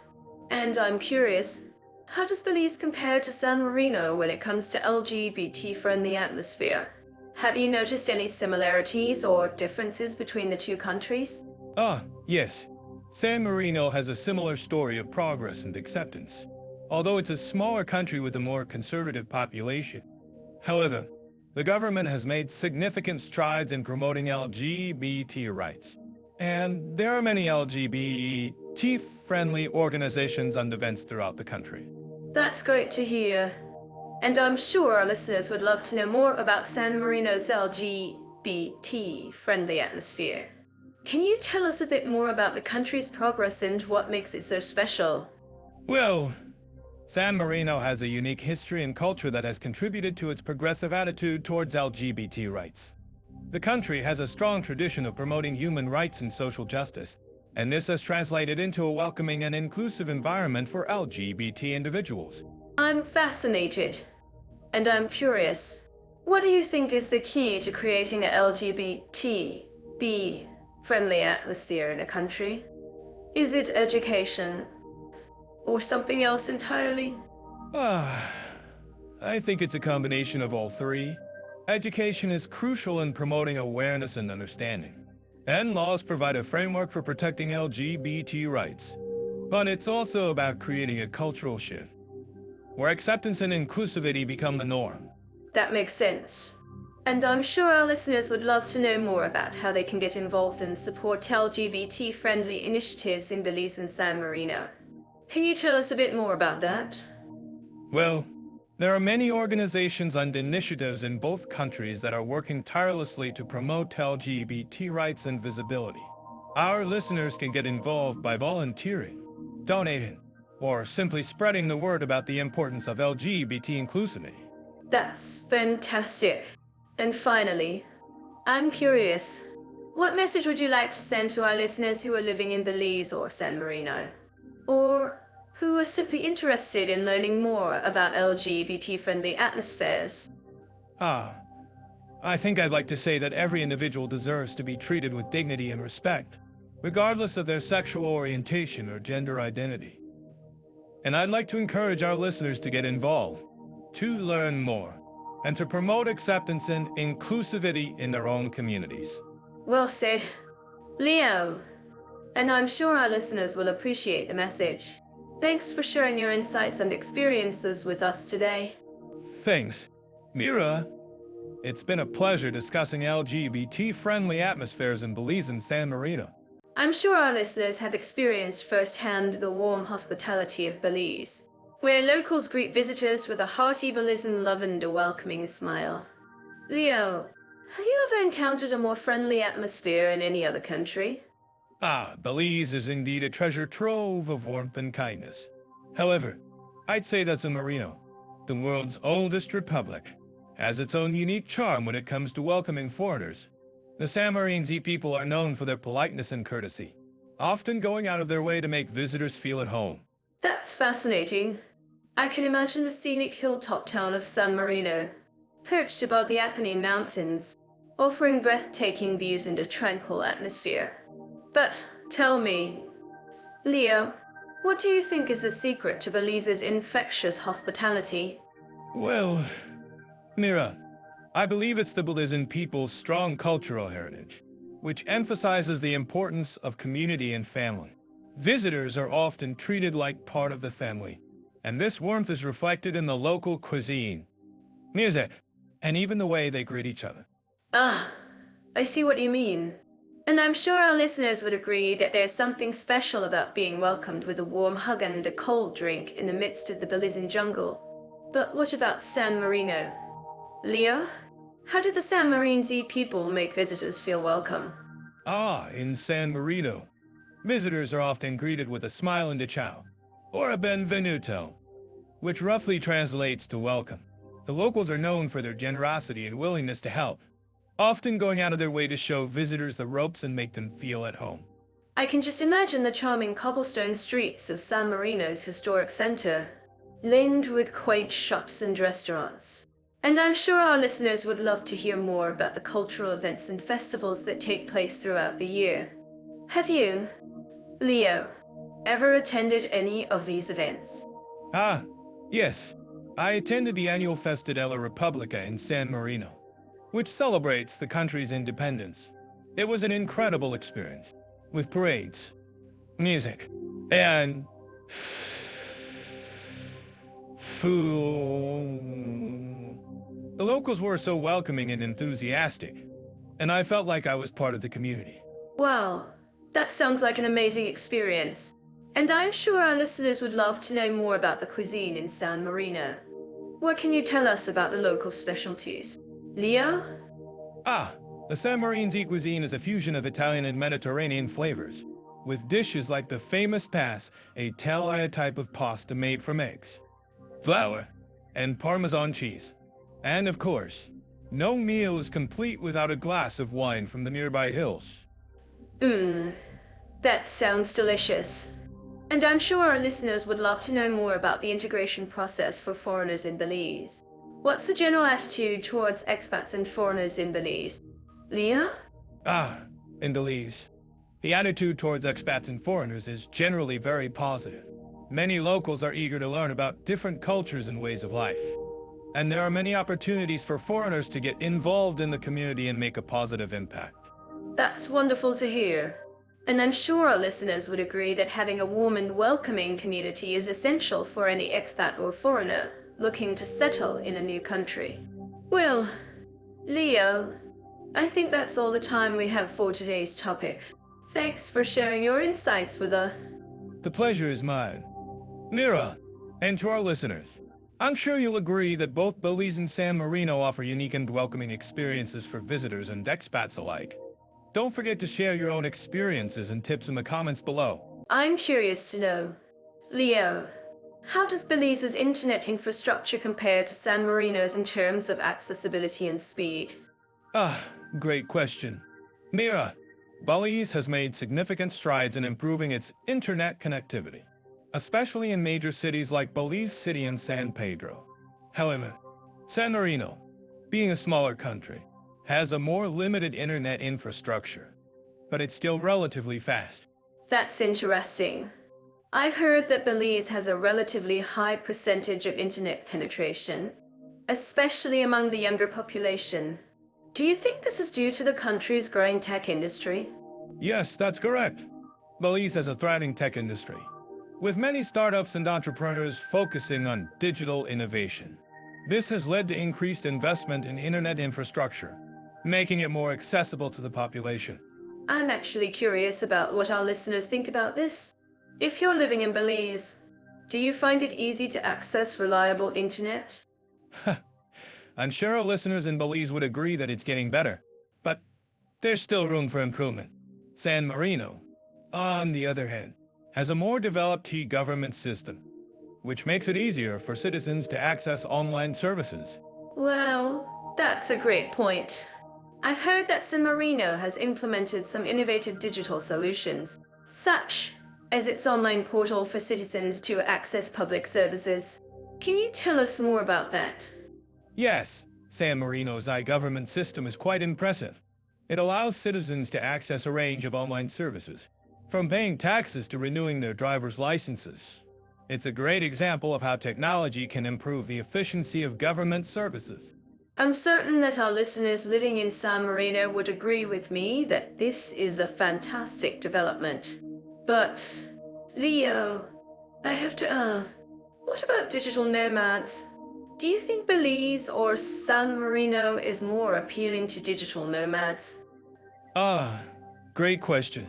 Mira, both countries have their own unique charms, but I think Belize is more appealing to digital nomads. The country has a relaxed atmosphere, a growing expat community, and a relatively low cost of living. That's a great point. I've heard that Belize has a number of co-working spaces and digital nomad communities, which makes it easier for remote workers to connect with each other. Yes, that's correct. Belize has a thriving digital nomad community, with many co-working spaces and networking events. San Marino, on the other hand, has a more limited selection of co-working spaces, but it's still a great destination for digital nomads who want to experience a unique culture. I'm actually curious about what our listeners think about this. If you're a digital nomad, which country do you think is more appealing? I'm sure our listeners would have a lot to say about this.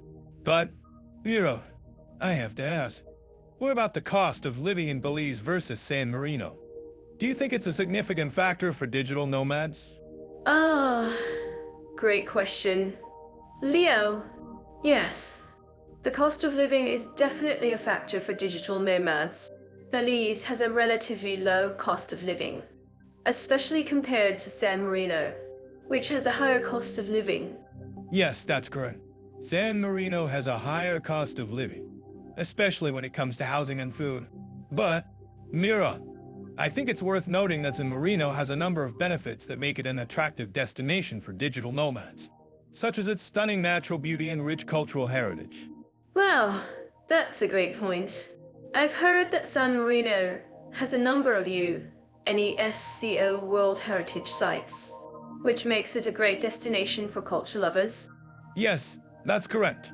San Marino has a rich cultural heritage, with a number of historic sites and museums that are definitely worth visiting. I'm actually curious about what our listeners think about this. If you're a culture lover, which country do you think is more appealing? Ha! I'm sure our listeners would have a lot to say about this. But, Mira, I have to ask, what about the digital infrastructure in San Marino? Do you think it's sufficient for a growing economy? Ah, great question. Leo! Yes, I think San Marino's digital infrastructure is sufficient for a growing economy. The country has made significant investments in its digital infrastructure, including the development of a high-speed internet network. Yes, that's correct. San Marino has a modern and efficient digital infrastructure, which supports the growth of its economy. But, Mira, I think it's worth noting that Belize also has a growing economy, with a number of industries driving growth, such as tourism and agriculture. Well, that's a great point. I've heard that Belize has a number of industries driving growth, including tourism and agriculture. Yes, that's correct. Belize has a growing economy, with a number of industries driving growth. But, Mira, I think it's worth noting that San Marino also has a number of industries driving growth, such as manufacturing and finance. Ah, great point. Leo, I think that's a great wrap-up for our discussion on internet infrastructure and digital facilities in Belize and San Marino. I think you're right, Mira. But, before we go, I have to ask, what do you think our listeners take away from this discussion? Ah, great question. Leo, I think our listeners take away a better understanding of the digital landscapes in Belize and San Marino, and how they compare in terms of accessibility, speed, and innovation. Yes, that's correct. I think our listeners also take away a sense of the unique charms of each country, and which one might be more appealing to digital nomads or culture lovers. Well, that's a great summary. Leo? Thanks for joining me in this discussion on internet infrastructure and digital facilities in Belize and San Marino. Thanks for having me. Mira, it's been a great conversation. And so to dive into the shopping scene in Belize and San Marino. Who here has tried shopping in both countries and can tell us about their experiences? I think our listeners are already wondering what makes these two countries so special. Let's start with Belize. I mean, have you seen the prices of handicrafts there? They're incredibly affordable, almost like they're trying to give away the country's art. That's so true. And it's not just the handicrafts. Even the local markets are filled with unique items that you won't find anywhere else. I'm sure our listeners who have been to Belize can attest to that. Exactly. And it's not just the markets. Even the malls in Belize City have some amazing deals on local products. I mean, have you tried the Belizean chocolate? It's like a taste explosion in your mouth. Oh, I love chocolate. And I'm sure our listeners do too. But let's not forget about San Marino. I've heard that the prices of luxury goods there are pretty steep. That's an understatement.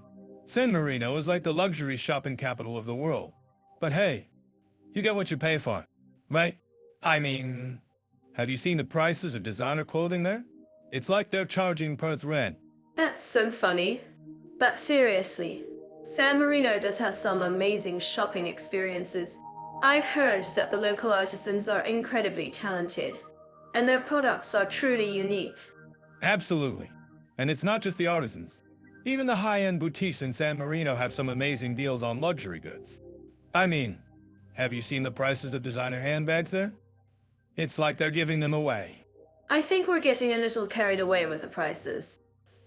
Leo, but seriously, both countries had their own unique shopping experiences. And it's not just about the prices. It's about the quality of the products and the experience as a whole. Exactly. And that's what makes shopping in both Belize and San Marino so special. You get to experience the local culture and meet the artisans behind the products. It's like shopping with a personal touch. I think that's what our listeners love about shopping in both countries. It's not just about buying stuff. It's about the experience and the people you meet along the way. Well, I think we've convinced our listeners that both Belize and San Marino are shopping destinations not to be missed. And who knows, maybe they'll even discover some new favorite products. And who knows, maybe they'll even discover some new favorite shopping habits. Thanks for joining us on this shopping adventure. And don't forget to share your own shopping experiences with us in the comments below. And don't forget to bring your wallet. You never know what amazing deals you might find. I'm thrilled to dive into the cultural events and festivals of Belize and San Marino. These two countries have a unique blend of traditions, music, and celebrations that are sure to captivate anyone. For more, check out Atop, where you can find a treasure trove of information on cultural trends. That's right. Mira, Belize, for instance, has a vibrant Garifuna culture that's recognized by UNESCO. The Garifuna people have a rich musical heritage, with their own unique instruments and rhythms. I'm curious, Mira, have you ever had the chance to experience a Garifuna drumming session? Actually, Leo, I have. It was during a trip to Belize City, and the energy was electric. The drums seemed to pulse with the rhythm of the city itself. I'm certain that our listeners living in Belize would agree with me that the Garifuna culture is an integral part of the country's identity. That's so cool. Mira, and speaking of music, San Marino has a rich tradition of folk music and dance. The country's unique blend of Italian and Balkan influences creates a distinctive sound that's sure to get you moving. I've heard that the San Marino Philharmonic Orchestra is one of the oldest in the world. Have you ever had a chance to listen to them? Yes. I've had the pleasure of listening to the San Marino Philharmonic Orchestra, and their performances are truly breathtaking. The way they blend traditional folk music with classical instruments is simply magical. And, of course, the scenery of San Marino is stunning. I'm sure our listeners would love to experience the country's breathtaking views firsthand. Absolutely. Mira, and did you know that San Marino has a special connection to the International Music Festival of San Marino? It's a celebration of music from around the world, and it attracts top artists and musicians from everywhere. I'm curious. Mira, have you ever attended a music festival like this? Actually, Leo, I have attended a few music festivals in my time, and I can tell you that they're always the highlight of the year. There's something special about coming together with thousands of people to enjoy the music and celebrate the power of sound. And I'm sure our listeners would agree that music has the ability to bring people together like nothing else. That's so true. Mira, music has a way of transcending borders and cultures, and it's a universal language that we can all understand. And speaking of universal languages, have you ever noticed how Belize and San Marino both have a strong tradition of storytelling through music and dance? Yes, I've noticed that. Leo, in fact, I had the chance to experience some of the traditional stories and legends of Belize, and they're truly fascinating. The way the Garifuna people use music and dance to pass down their history and culture is a testament to the power of storytelling. That's so cool. Mira, and I think it's worth noting that San Marino also has a strong tradition of storytelling through music and dance. The country's folklore is rich in stories of heroes and legends, and it's a big part of the country's cultural heritage. I'm curious. Mira, have you ever heard any of these stories? Yes. Leo, I've heard a few of the stories and legends of San Marino, and they're truly captivating. The way the country's folklore blends myth and reality is a testament to the power of storytelling. And I'm sure our listeners would love to hear more about these stories. Perhaps we can do a follow-up episode on San Marino's folklore. That's a great idea. Mira, and speaking of follow-up episodes, I think it's worth mentioning that both Belize and San Marino have a strong tradition of cultural events and festivals that take place throughout the year. From the Belize International Film Festival to the San Marino Music Festival, there's always something happening in these two countries. Absolutely. Leo, And I think it's worth noting that these cultural events and festivals are not just limited to the big cities, they often take place in smaller towns and villages, where the local culture and traditions are still very much alive. I'm sure our listeners would love to experience the authentic culture of these countries firsthand. That's so true. Mira, and did you know that San Marino has a special connection to the International Festival of San Marino? It's a celebration of music, dance, and theater from around the world, and it attracts top artists and performers from everywhere. I'm curious. Mira, have you ever attended a festival like this? Actually, Leah, I have attended a few festivals like this, and I can tell you that they're always a highlight of the year. There's something special about coming together with thousands of people to enjoy live music, dance, and theater from around the world. And I'm sure our listeners would agree that these festivals are a great way to experience the diversity and richness of cultures from around the globe. That's so true. Mira, and speaking of diversity and richness, have you ever noticed how Belize and San Marino both have a strong tradition of cultural exchange and cooperation?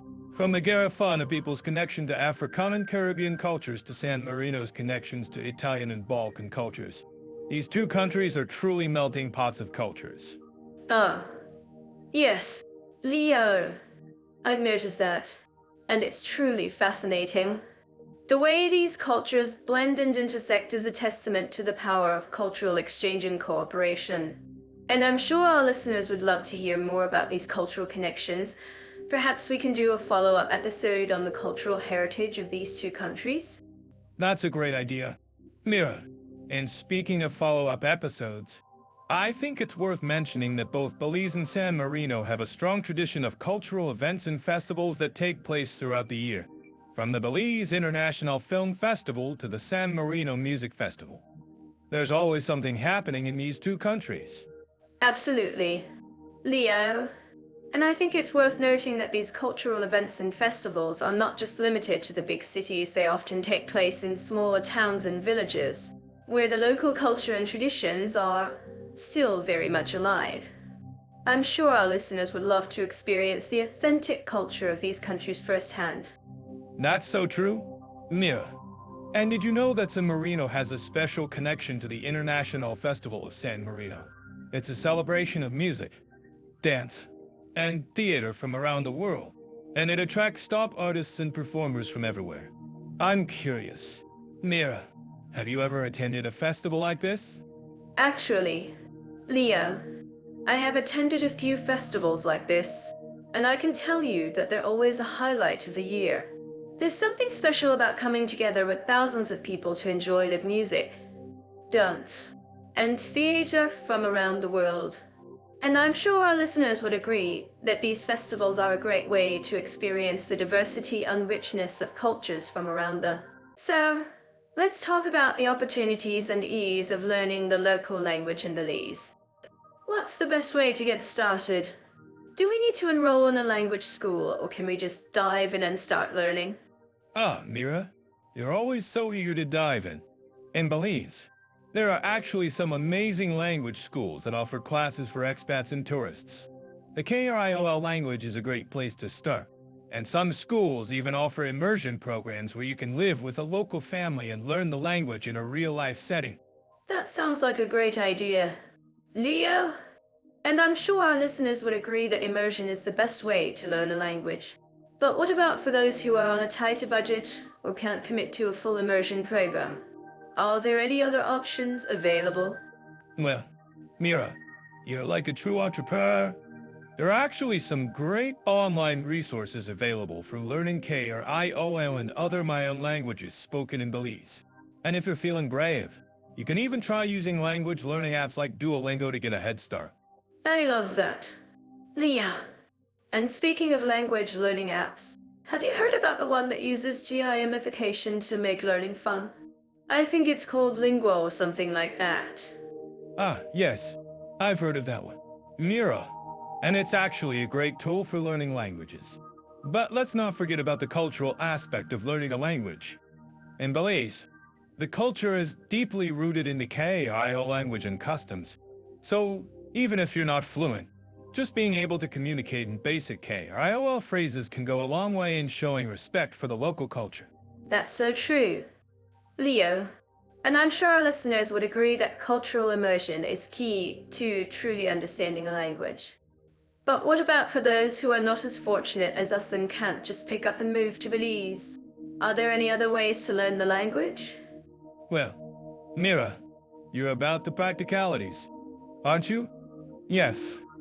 There are actually some great language exchange programs available that can connect you with a local tutor or language partner. And if you're feeling adventurous, you can even try using social media to connect with locals and practice your language skills. That's a great idea. Leo, and I'm sure our listeners would love to know more about these language exchange programs. Can you tell us a bit more about them? Sure thing.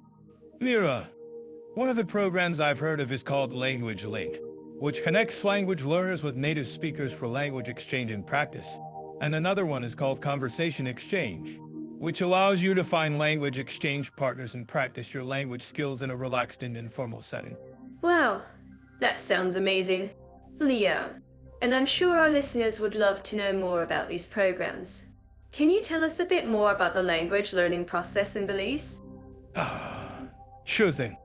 Mira, the language learning process in Belize is actually quite unique.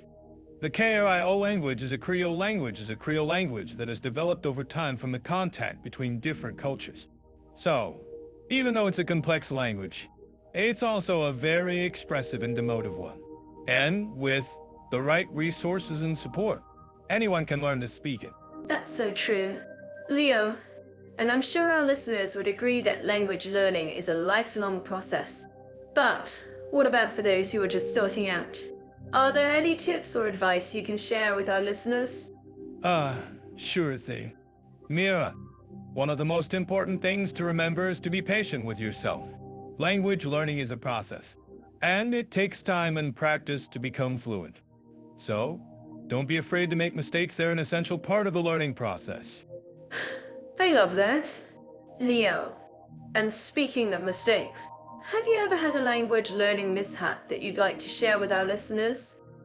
Well, Mira, I think we've all had our fair share of language learning mishaps, haven't we? But one of the most memorable ones for me was when I accidentally used the wrong verb conjugation in a conversation with a local. It was a bit of a fiasco, but I learned a lot from it. I'm sure our listeners can relate to that. Leo, but what about for those who are interested in learning the language of San Marino?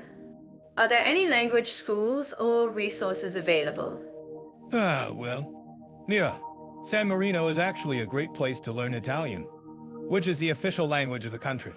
There are actually some great language schools in San Marino that offer classes for expats and tourists. And if you're feeling adventurous, you can even try using language learning apps like Babel to get a head start. Great.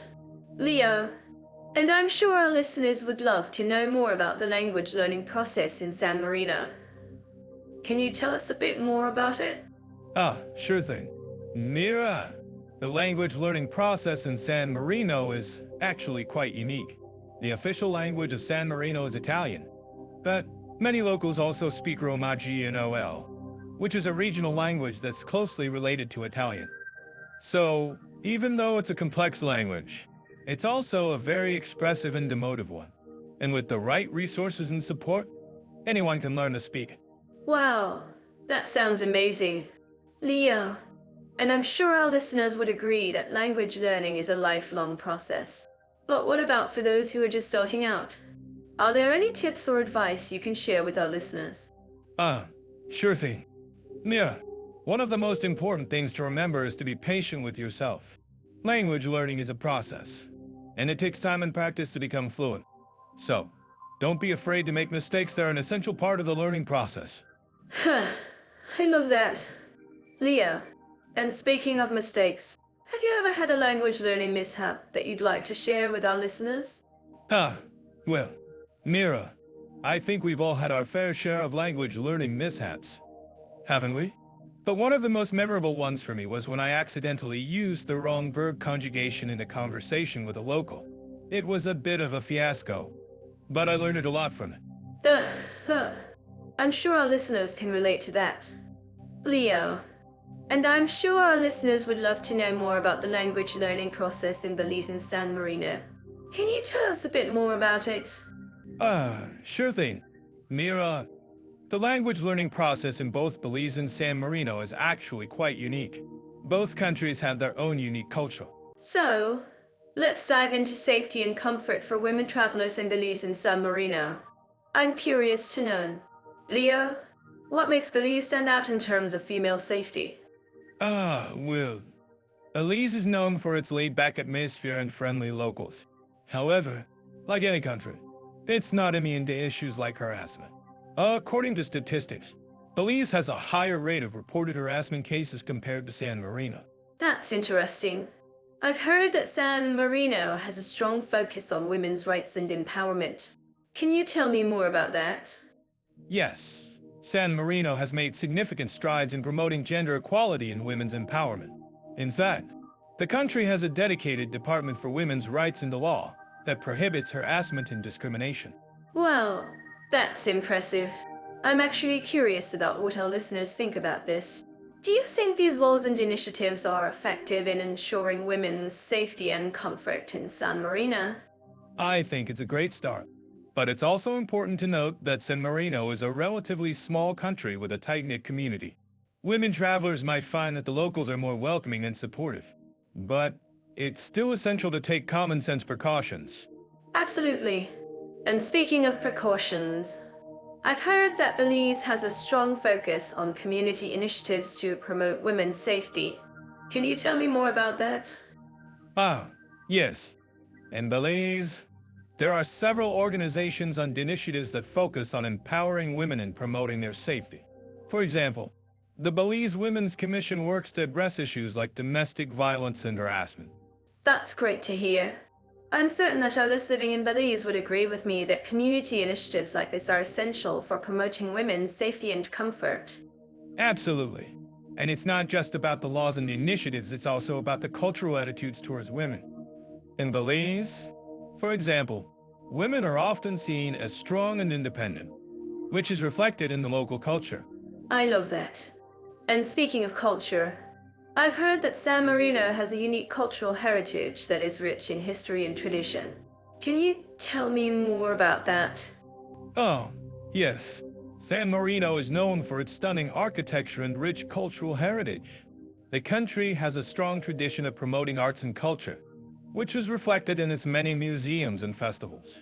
Wow, that sounds amazing. I'm actually curious about what our listeners think about this. Have any of you visited San Marino and experienced its cultural heritage firsthand? I think it's a must-see destination for anyone interested in history and culture. And it's not just about the cultural attractions. San Marino is also a great destination for nature lovers, with its stunning mountains and scenic hiking trails. That's great to hear. And speaking of nature, I've heard that Belize has some incredible natural attractions. Can you tell me more about that? Yes. Belize is home to some of the most beautiful beaches and coral reefs in the world.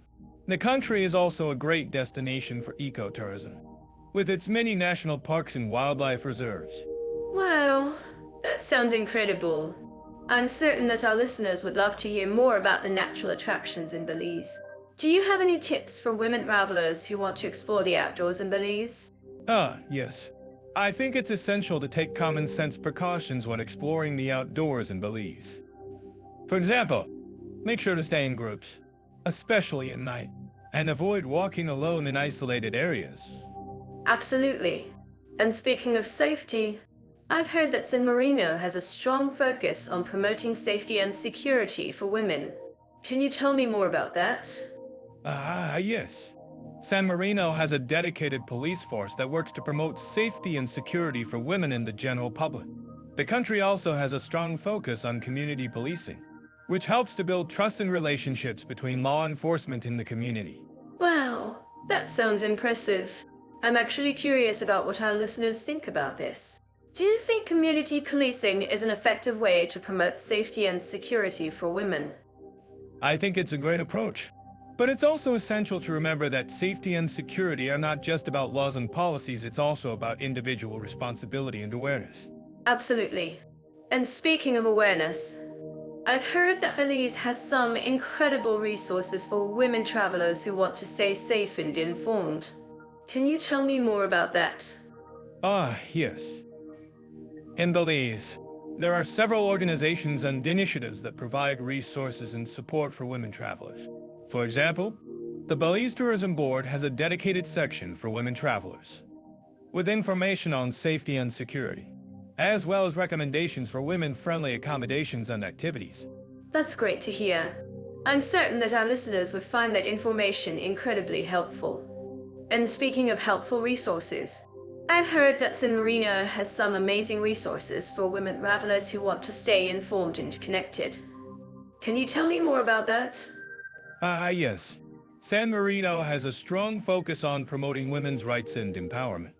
And there are several organizations and initiatives that provide resources and support for women travelers. For example, the San Marino Women's Association provides information and support for women's rights and empowerment, as well as resources for women travelers. Well, that sounds incredible. I'm actually curious about what our listeners think about this. Have any of you visited San Marino and experienced its resources and support firsthand? I think it's a great destination for women travelers who want to experience a unique and supportive community. And it's not just about the resources and supports in Marino. It's also a great destination for women who want to experience a rich and vibrant culture. That's great to hear. And speaking of culture, I heard that Belize has some incredible cultural attractions and events. Can you tell me more about that? Yes. Belize has a rich cultural heritage, with a mix of Mayan, Spanish, and African influences. The country is home to many museums and cultural centers, as well as festivals and events that celebrate its diverse cultural heritage. Well, that sounds amazing. I'm certain that our listeners would love to hear more about the cultural attractions and events in Belize. Do you have any recommendations for women travelers who want to experience the best of Belize's culture? Yes. I think it's essential to visit the Belize National Museum, which showcases the country's rich cultural heritage. I also recommend attending one of the many festivals and events that celebrate Belize's diverse cultural heritage. That's great to hear. And speaking of festivals and events, I've heard that San Marino has some incredible cultural events and festivals. Can you tell me more about that? Yes. San Marino has a strong tradition of promoting arts and culture. And there are many festivals and events throughout the year that celebrate its rich cultural heritage. For example, the San Marino Festival of Music and Dance is a must-see event for anyone interested in music. I'm curious. Leo, have you ever tried to navigate the complexities of Belize's legal system? I've heard it's a bit of a jungle in there. Well, Lyra, I have had my share of experiences with Belize's legal system, and I must say, it's a unique blend of British and Caribbean influences. But let's get down to business. San Marino, on the other hand, has a very different approach to law and order. Yes. San Marino. I've always been fascinated by its tiny size and the fact that it's an independent republic.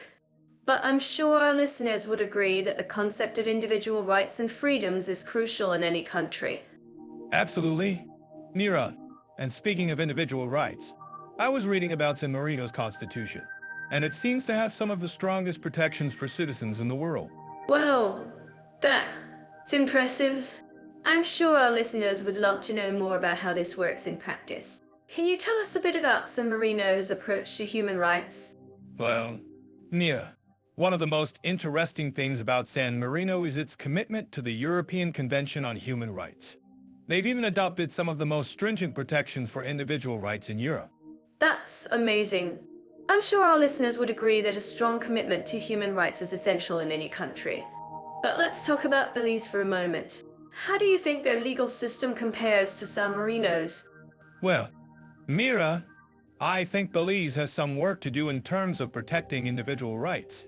They've had some issues with corruption and human rights abuses in the past. I see what you mean, Leo.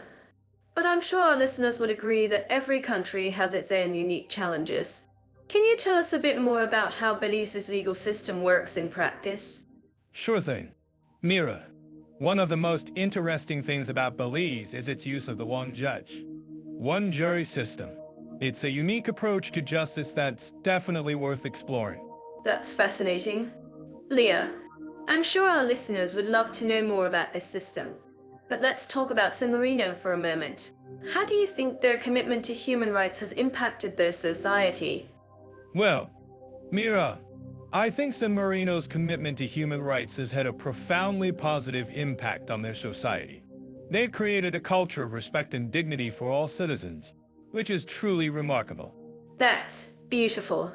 Leah, I'm sure our listeners would agree that a strong commitment to human rights is essential in any country. But let's talk about the intersection of law and culture in Belize and San Marino. How do you think the legal systems of these two countries reflect their respective cultures? That's a great question. Mira, I think the legal systems of Belize and San Marino reflect their respective cultures in some fascinating ways. For example, Belize's legal system has been influenced by its British colonial past, while San Marino's system has been shaped by its unique history as a micro-state. I see what you mean. Leah, and speaking of unique histories, I'm curious about San Marino's experience with international law. How do you think their commitment to international law has impacted their relationships with other countries? Well, Mira, I think San Marino's commitment to international law has had a profoundly positive impact on their relationships with other countries.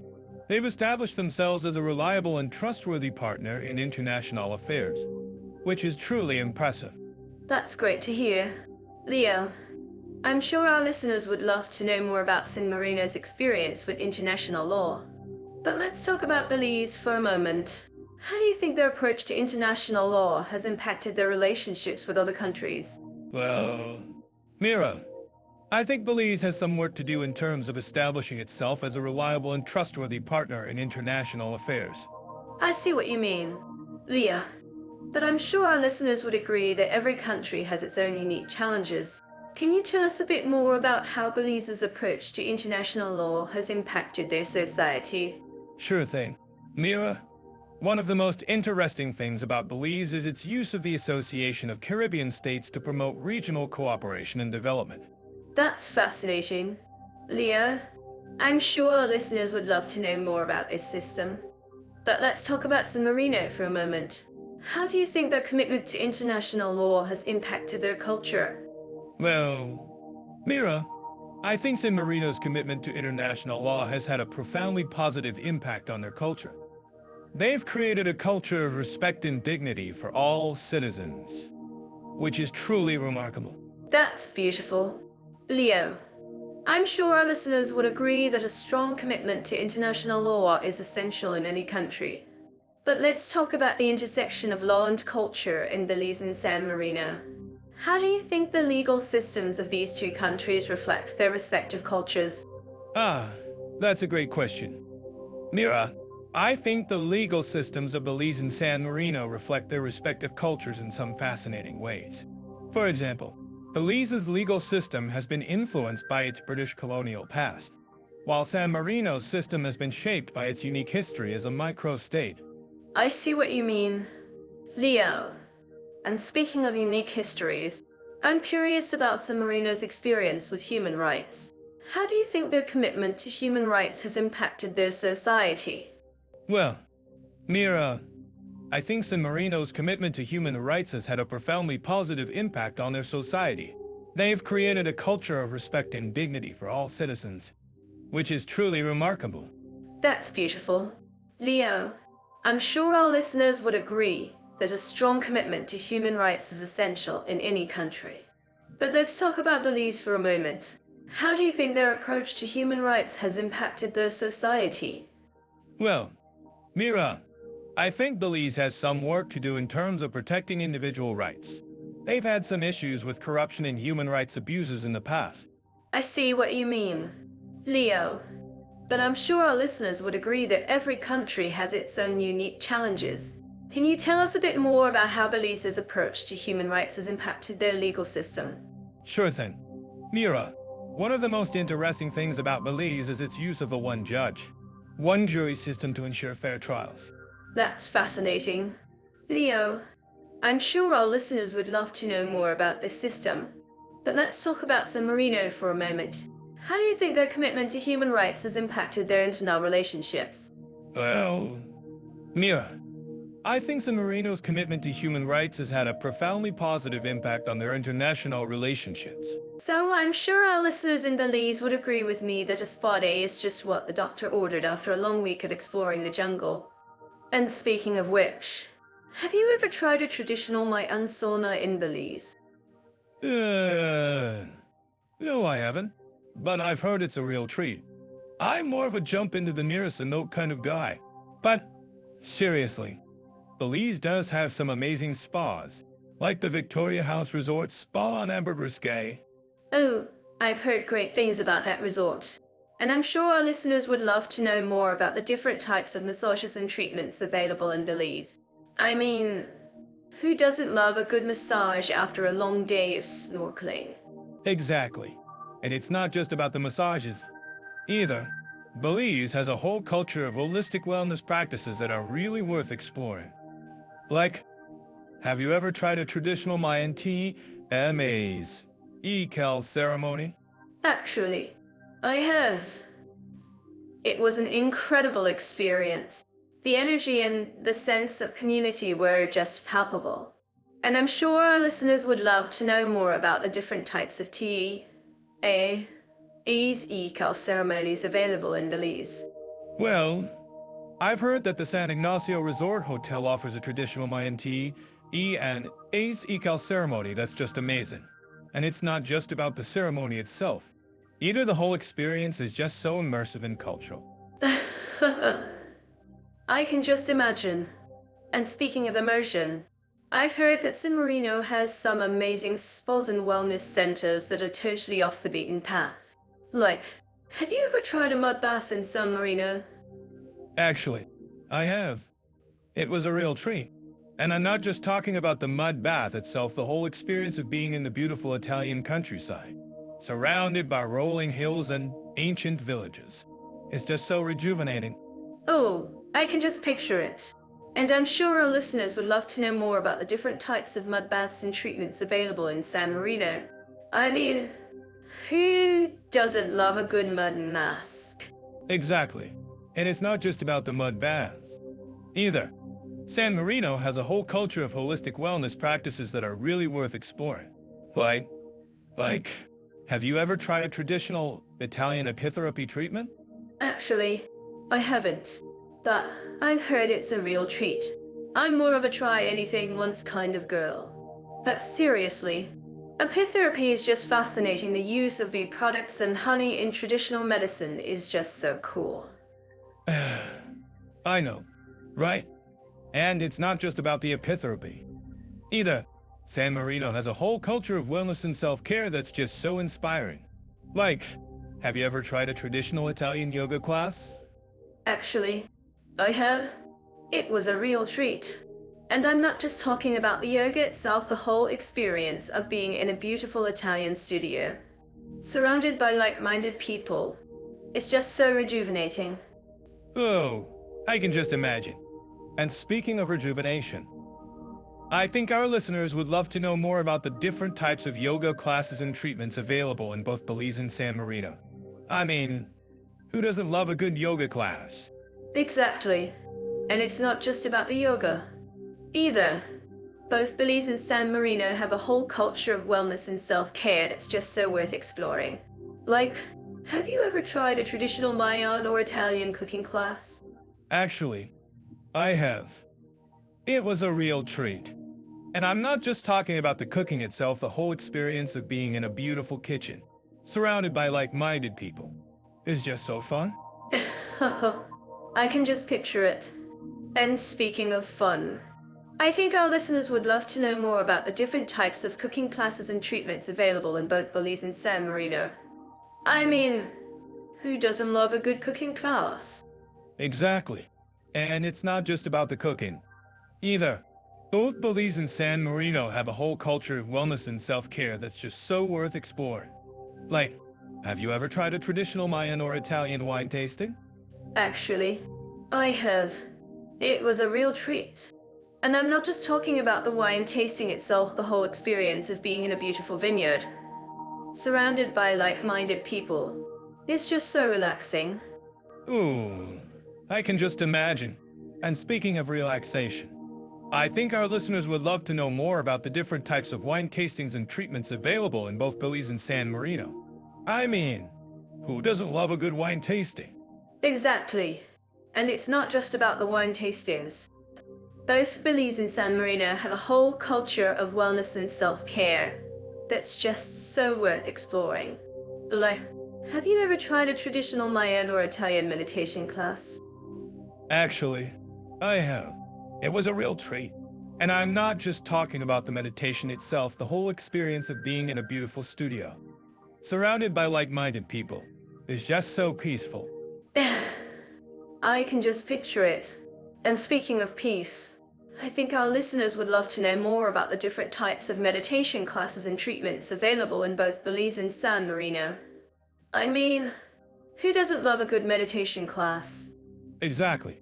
And it's not just about the meditation, either. Both Belize and San Marino have a whole culture of wellness and self-care that's just so worth exploring. Like, have you ever tried a traditional Mayan or Italian sound bath? Actually, I haven't. But I've heard it's a real treat. I'm more of a try anything once kind of girl. But seriously, sound baths are just fascinating. The use of sound in traditional medicine is just so cool. I know, right? And it's not just about the sound baths, either. San Marino has a whole culture of wellness and self-care that's just so inspiring. Like, have you ever tried a traditional Italian aromatherapy treatment? Actually, I haven't. But I heard it's a real treat.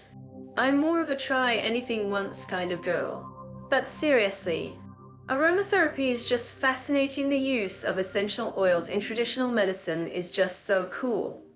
Oh, I can just imagine. And speaking of cool, I think our listeners would love to know more about the different types of aromatherapy treatments available in both Belize and San Marino. I mean, who doesn't love a good aromatherapy treatment? Exactly. And it's not just about the aromatherapy either. Both Belize and San Marino have a whole culture of wellness and self-care that's just so worth exploring. Like, have you ever tried a traditional Mayan oil? I'm so glad we're diving into the world of spiritual needs today. Folks, both Belize and San Marino are countries that deeply value faith and community. But in different ways. Let's start with Belize, where the people are known for their warm hospitality and welcoming nature. Leo, what's your take on the spiritual landscape in Belize? Yes. Belize is indeed a beautiful country with a rich cultural heritage. I think one of the most striking aspects of Belize's spiritual scene is the diversity of its people. You have a mix of Maya, Garifuna, and European influences, which creates a unique blend of traditions and practices. Mira, what do you think about the role of Christianity in Belize? That's a great point. Leo, Christianity is indeed a dominant force in Belize, with many churches and denominations represented. But what I find fascinating is the way that Christianity has blended with indigenous traditions, creating a unique syncretic culture. For example, the Garifuna people have a rich tradition of music and dance that is deeply connected to their spiritual practices. I'm curious, Leo, have you ever had a chance to experience any of the traditional Garifuna celebrations in Belize? Actually, Mira, I have been fortunate enough to experience some of the Garifuna celebrations, and it was truly incredible. The energy and passion of the people were palpable, and the music and dance were like nothing I've ever seen before. It's amazing to see how faith and culture can come together in such a powerful way. Mira, can you tell us more about the role of the Catholic Church in Belize? Of course. Leo, the Catholic Church plays a significant role in Belize, with many parishes and missions throughout the country. But what I find interesting is the way that the Church has adapted to the local culture, incorporating elements of traditional Mayan and Garifuna spirituality into its practices. For example, the Church has incorporated traditional Mayan music and dance into its liturgies, creating a unique fusion of faith and culture. I'm curious, Leo, What do you think about the role of the Catholic Church in promoting social justice in Belize? Ah, that's a great question. Mira, I think the Catholic Church in Belize has done a wonderful job of promoting social justice, particularly in areas such as poverty and education. The church has established many programs and initiatives to support the local community, and has also been a strong advocate for human rights and social justice. Mira, it's kind of like a thing. Can you tell us more about the role of indigenous spirituality in Belize? Absolutely. Leo, indigenous spirituality is a vital part of Belize's cultural heritage and plays a significant role in the country's spiritual landscape. The Mayan Garifuna people have a rich tradition of spirituality that is deeply connected to the natural world and the cycles of nature. For example, the Maya people have a complex system of cosmology that is based on the movements of the stars and planets. I'm curious, Leo, have you ever had a chance to learn about the traditional Maya calendar? Ah, yes. I have had the opportunity to learn about the traditional Maya calendar, and it's truly fascinating. The Maya people have a deep understanding of astronomy and mathematics, and their calendar is based on a complex system of interlocking cycles and patterns. It's amazing to see how the Maya people have been able to maintain their traditional spirituality in the face of colonialism and modernization. Mira, can you tell us more about the role of spirituality in the daily lives of Belizeans? Of course. Leo, spirituality plays a significant role in the daily lives of Belizeans, particularly in rural areas where traditional practices are still strong. Many people in Belize believe in the importance of honoring the natural world and the spirits that inhabit it. For example, the Garifuna people have a tradition of honoring the spirits of their ancestors through music and dance. I'm curious, Leo, what do you think about the role of spirituality in promoting social cohesion in Belize? Ah, that's a great question. Mira, I think spirituality plays a significant role in promoting social cohesion in Belize, particularly in areas such as education and community development. The church and other spiritual organizations have established many programs and initiatives to support the local community, and have also been a strong advocate for social justice and human rights. Mira, can you tell us more about the role of San Marino in our discussion of spiritual needs? Yes. San Marino is a fascinating country that has a unique approach to spirituality. The country has a long history of promoting freedom of religion and conscience, and has a strong tradition of protecting the rights of minorities. For example, San Marino has a law that guarantees the freedom to worship and practice one's faith without fear of persecution. I'm curious, Leo, what do you think about the role of the Catholic Church in San Marino? Ah, that's a great question. Mira, I think the Catholic Church plays a significant role in San Marino, particularly in areas such as education and social welfare. The church has established many programs and initiatives to support the local community, and has also been a strong advocate for social justice and human rights. Mira, can you tell us more about the role of indigenous spirituality in San Marino? Actually, Leo, San Marino is a very secular country and has a relatively small indigenous population. However, the country does have a rich tradition of folk spirituality that is deeply connected to the natural world and the cycles of nature. For example, the people of San Marino have a tradition of honoring the spirits of the land and the ancestors through music and dance. I'm curious, Leo, what do you think about the role of spirituality in promoting social cohesion in San Marino? Ah, that's a great question. Mira, I think spirituality plays a relatively small role in promoting social cohesion in San Marino, particularly compared to countries like Belize. However, the country does have a strong tradition of promoting social justice and human rights, and the church has played a significant role in this area. Mira, can you tell us more about the role of the government in promoting spirituality in San Marino? Yes. The government of San Marino has taken steps to promote spirituality in the country, particularly through the establishment of programs and initiatives to support the local community. For example, the government has established a program to support the development of folk spirituality and traditional music in the country. I'm curious, Leah, What do you think about the role of the government in promoting social justice in San Marino? Ah, that's a great question. Mira, I think the government of San Marino has done a good job of promoting social justice, particularly in areas such as education and healthcare. The government has also been a strong advocate for human rights and social justice, and has worked to protect the rights of minorities and marginalized groups. Mira, can you tell us more about the role of the church in promoting social justice in San Marino? Ah, yes. The church has played a significant role in promoting social justice in San Marino, particularly through its programs and initiatives to support the local community. For example, the church has established a program on so to talk about social equality, respect for minorities, and diversity in Belize and San Marino. I'm sure our listeners would agree that these values are essential for creating a harmonious society. Absolutely. Mira, Belize, being a multicultural country with a mix of Maya, Garifuna, and Mestizo cultures, has made significant strides in promoting social equality and inclusivity. The government has implemented policies to protect the rights of indigenous peoples and promote equal access to education and healthcare. That amazing. I'm curious. Leo, have you had any personal experiences with the Garifuna culture? I've heard it's incredibly rich and vibrant.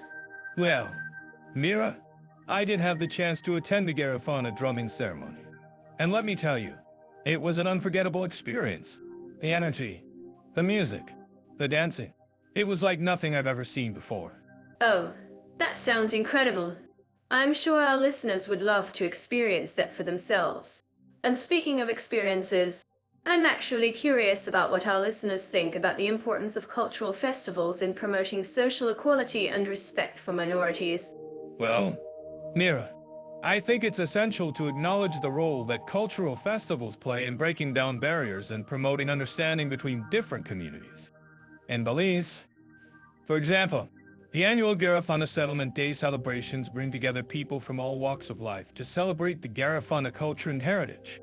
That's so true.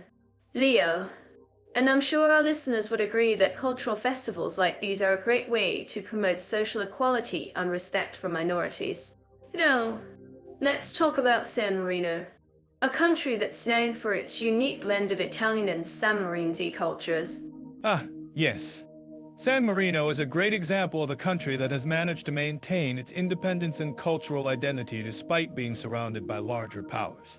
And speaking of cultural identity, I'm curious, Mira, have you had any experiences with the San Marinese culture? Well, Leo, I did have the chance to try some traditional San Marinese cuisine. And let me tell you, it was delicious. But what I found really interesting was the way that the San Marinese culture has managed to maintain its unique identity despite being influenced by Italian culture. That's a great point, Mira.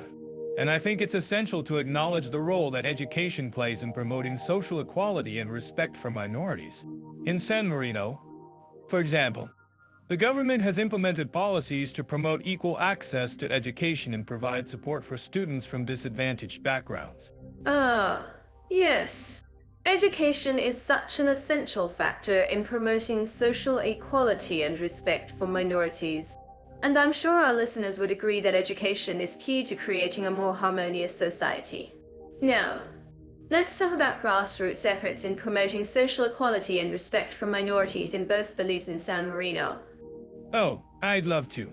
In Belize, for example, there are many community-led initiatives that promote social equality and respect for minorities.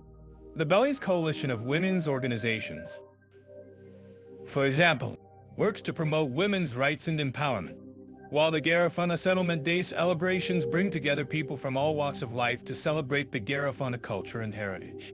That's amazing, Leo. And I'm sure our listeners would love to hear more about these grassroots efforts. In San Marino, for example, there are many community-led initiatives that promote social equality and respect for minorities. The San Marinese Association for Human Rights, for example, works to promote human rights and social justice. while the San Marino Cultural Festival brings together people from all walks of life to celebrate the San Marine's e-culture and heritage. Ah, yes. Community-led initiatives like these are essential for promoting social equality and respect for minorities. And speaking of initiatives, I'm curious. Mira, have you had any experiences with community-led initiatives in promoting social equality and respect for minorities? Well, Leo, I did have the chance to participate in a community-led initiative in Belize that promoted social equality and respect for minorities. It was a really empowering experience, and I'm so grateful to have been a part of it. That's amazing. Mira, and I'm sure our listeners would love to hear more about your experiences with community-led initiatives. In conclusion, I think it's essential to acknowledge the importance of social equality, respect for minorities, and diversity in creating a harmonious society. Absolutely, Leo. And I'm sure our listeners would agree that these values are essential for creating a more inclusive and equitable society. Thanks for joining me on this conversation, Leo. Mira, it's been a pleasure chatting with you about social equality, respect for minorities, and diversity in Belize and San Marino. I'm sure our listeners have learned a lot from our conversation. I'm sure they have. Leo! And I'm sure they'll be inspired to learn more about these topics and promote social equality and respect for minorities in their own communities. Thanks again, Leo. No problem. Mira, it's been a pleasure chatting with you. And to our listeners, thanks for tuning into this episode of our podcast. We'll be back soon with another exciting conversation. Dive into taxation for long-term immigrants in Belize. I'm sure our listeners are curious about how the tax system works in this beautiful country. Belize has a relatively low income tax, with a tax-free threshold of BZ 18, which is approximately Euro SC9. This means that individuals earning below this amount do not have to pay taxes. That's a great point, Mira. But let's not forget that Belize also has a tax on foreign earned income, which can be a bit complex for expats. However, it's worth noting that Belize has a long-standing reputation for being a tax haven, and many foreign investors take advantage of this. Yes, and it's not just about income tax. Belize also has a range of other taxes, including a value-added tax of 12.5%, which is relatively low compared to other countries. However, there's also a tax on property transfers, which can be a bit of a hassle for property owners. That's true. And speaking of property, San Marino has a very different approach to taxation. San Marino has a flat tax rate of 19% on all income, which is quite high compared to Belize. However, it's worth noting that San Marino also has a very low VAT rate of just 21%. Wow, that's a big difference between the two countries. I'm curious, Leo, how do you think the tax system in San Marino compares to Belize? Do you think it's fair to say that San Marino has a more complex tax system? Well, Mira, I think it's fair to say that San Marino has a more straightforward tax system, despite the high tax rate. And it's worth noting that San Marino also has a range of tax incentives for foreign investors, which can be attractive to those looking to start a business. That's a great point. And speaking of tax incentives, I'm sure our listeners are curious about the pension plans available to long-term immigrants in both countries. Belize has a range of pension plans available, including a government-backed pension plan that provides a guaranteed income to retirees. That's a great option for retirees. Mira, but let's not forget that San Marino also has a range of pension plans available, including a state-funded pension plan that provides a guaranteed income to retirees. However, San Marino also has a unique system of pension, which is a type of pension that is paid directly to the pensioner. Ah, I see. And speaking of pension, I'm curious, Leo, how do you think the pension system in San Marino compares to Belize?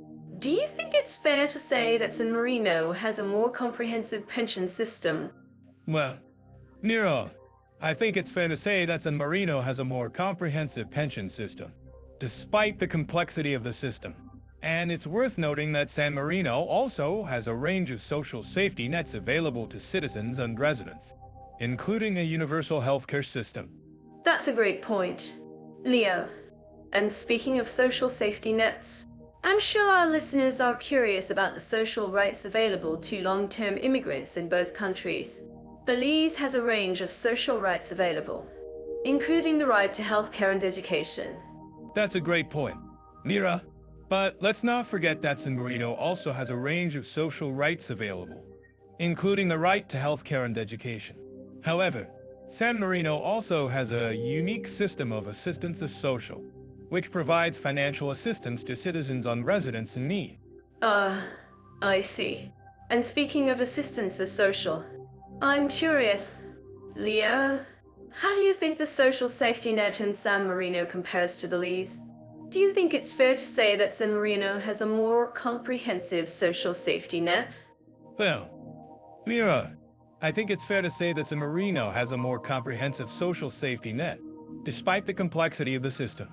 And it's worth noting that San Marino also has a range of cultural and recreational activities available to citizens on residence, including a range of museums and historical sites. That's a great point. Leo, and speaking of cultural and recreational activities, I'm sure our listeners are curious about the cultural scene in both countries. Belize has a rich cultural heritage, with a range of festivals and celebrations throughout the year. That's a great point, Mira. But let's not forget that San Marino also has a rich cultural heritage, with a range of festivals and celebrations throughout the year. And it's worth noting that San Marino also has a unique system of Festa della Repubblica, which celebrates the founding of the Republic of San Marino. I see. And speaking of Festa della Repubblica, I'm curious, Leo, how do you think the cultural scene in San Marino compares to Belize? Do you think it's fair to say that San Marino has a more vibrant cultural scene? Well, Mira, I think it's fair to say that San Marino has a more vibrant cultural scene, despite the small size of the country. And it's worth noting that San Marino also has a range of cultural events and festivals throughout the year, including the Festa della Musica, which celebrates music and culture. That's a great point. Leo, and speaking of music and culture, I'm sure our listeners are curious about the language spoken in both countries.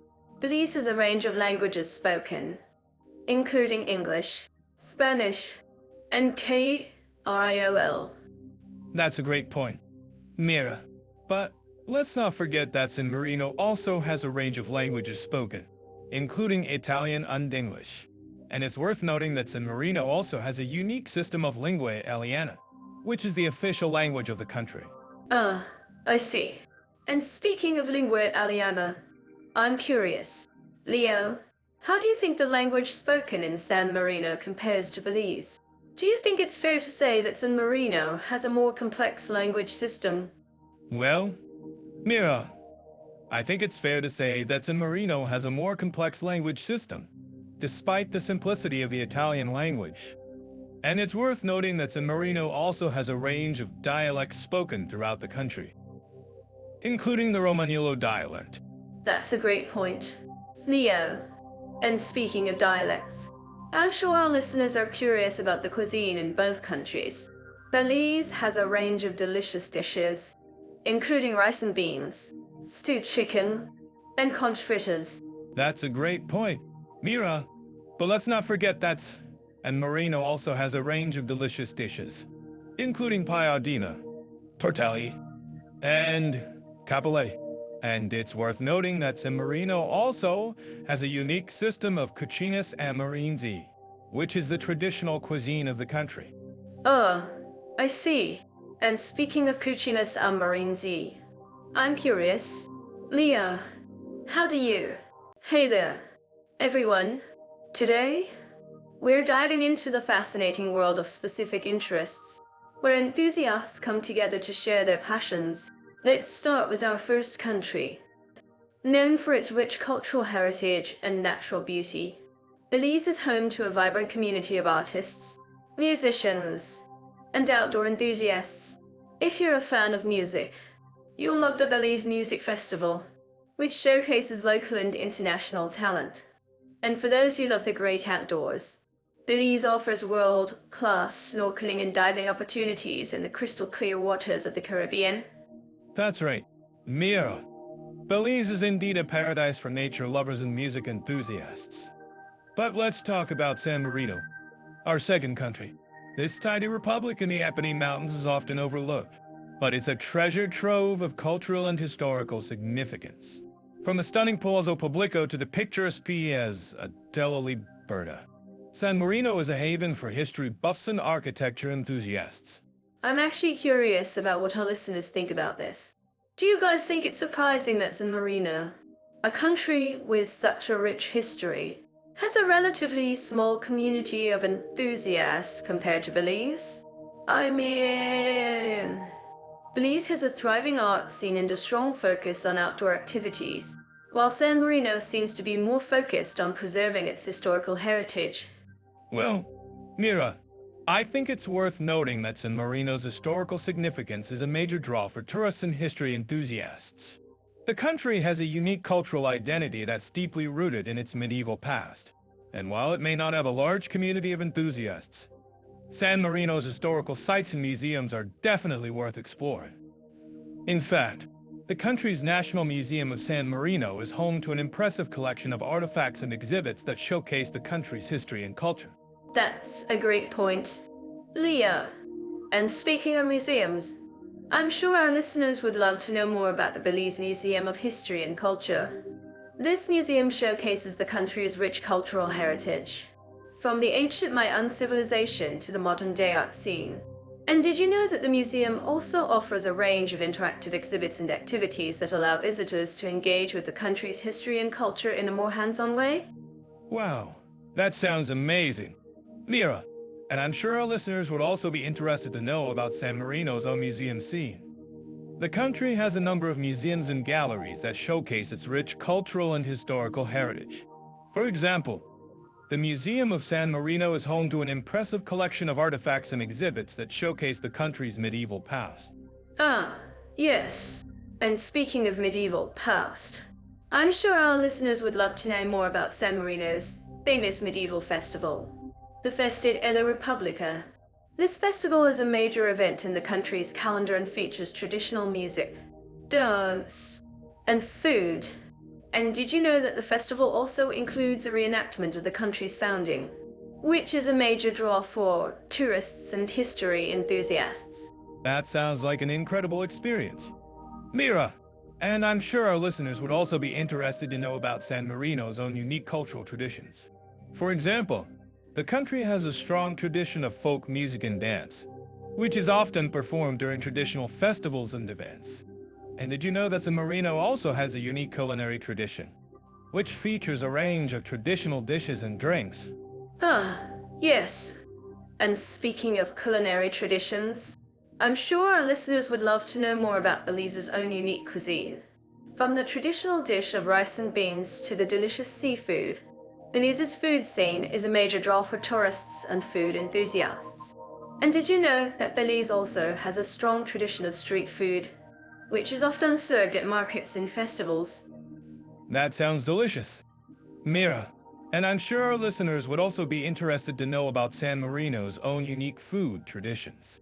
For example, the country has a strong tradition of bread making, which features a range of traditional breads and pastries. And did you know that San Marino also has a unique tradition of wine making, which produces a range of high-quality wines? Ah, yes. And speaking of wine, I'm sure our listeners would love to know more about San Marino's famous wine festival, the Festa della Vendemmia. This festival is a major event in the country's calendar and features traditional winemaking demonstrations and tastings. And did you know that the festival also includes a live music and entertainment, which is a major draw for tourists and music enthusiasts?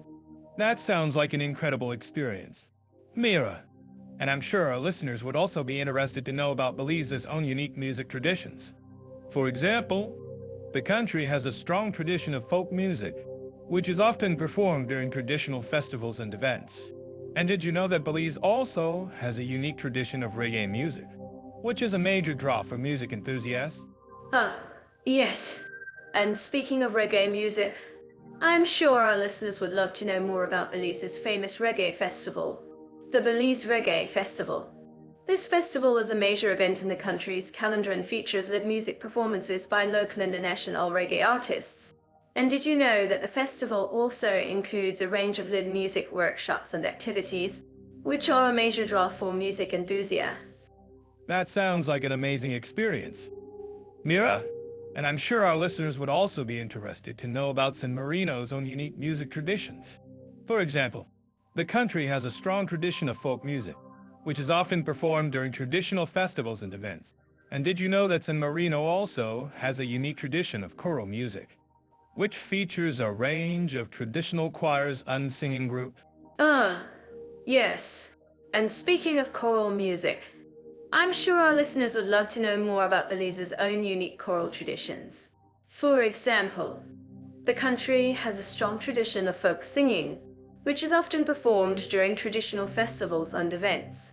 And did you know that Belize also has a unique tradition of gospel music, which is a major draw for music enthusiasts? That sounds incredible.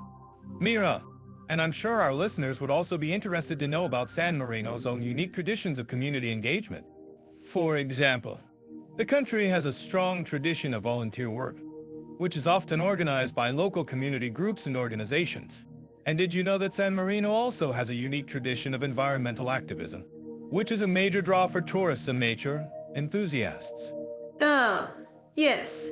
And speaking of environmental activism, I'm sure our listeners would love to know more about Belize's own unique traditions of community engagement. For example, the country has a strong tradition of community-based tourism, which is often organized by local community groups and organizations. And did you know that Belize also has a unique tradition of environmental conservation, which is a major draw for tourists and nature enthusiasts? That sounds amazing. Mira, and I'm sure our listeners would also be interested to know about San Marino's own unique traditions of niche hobby.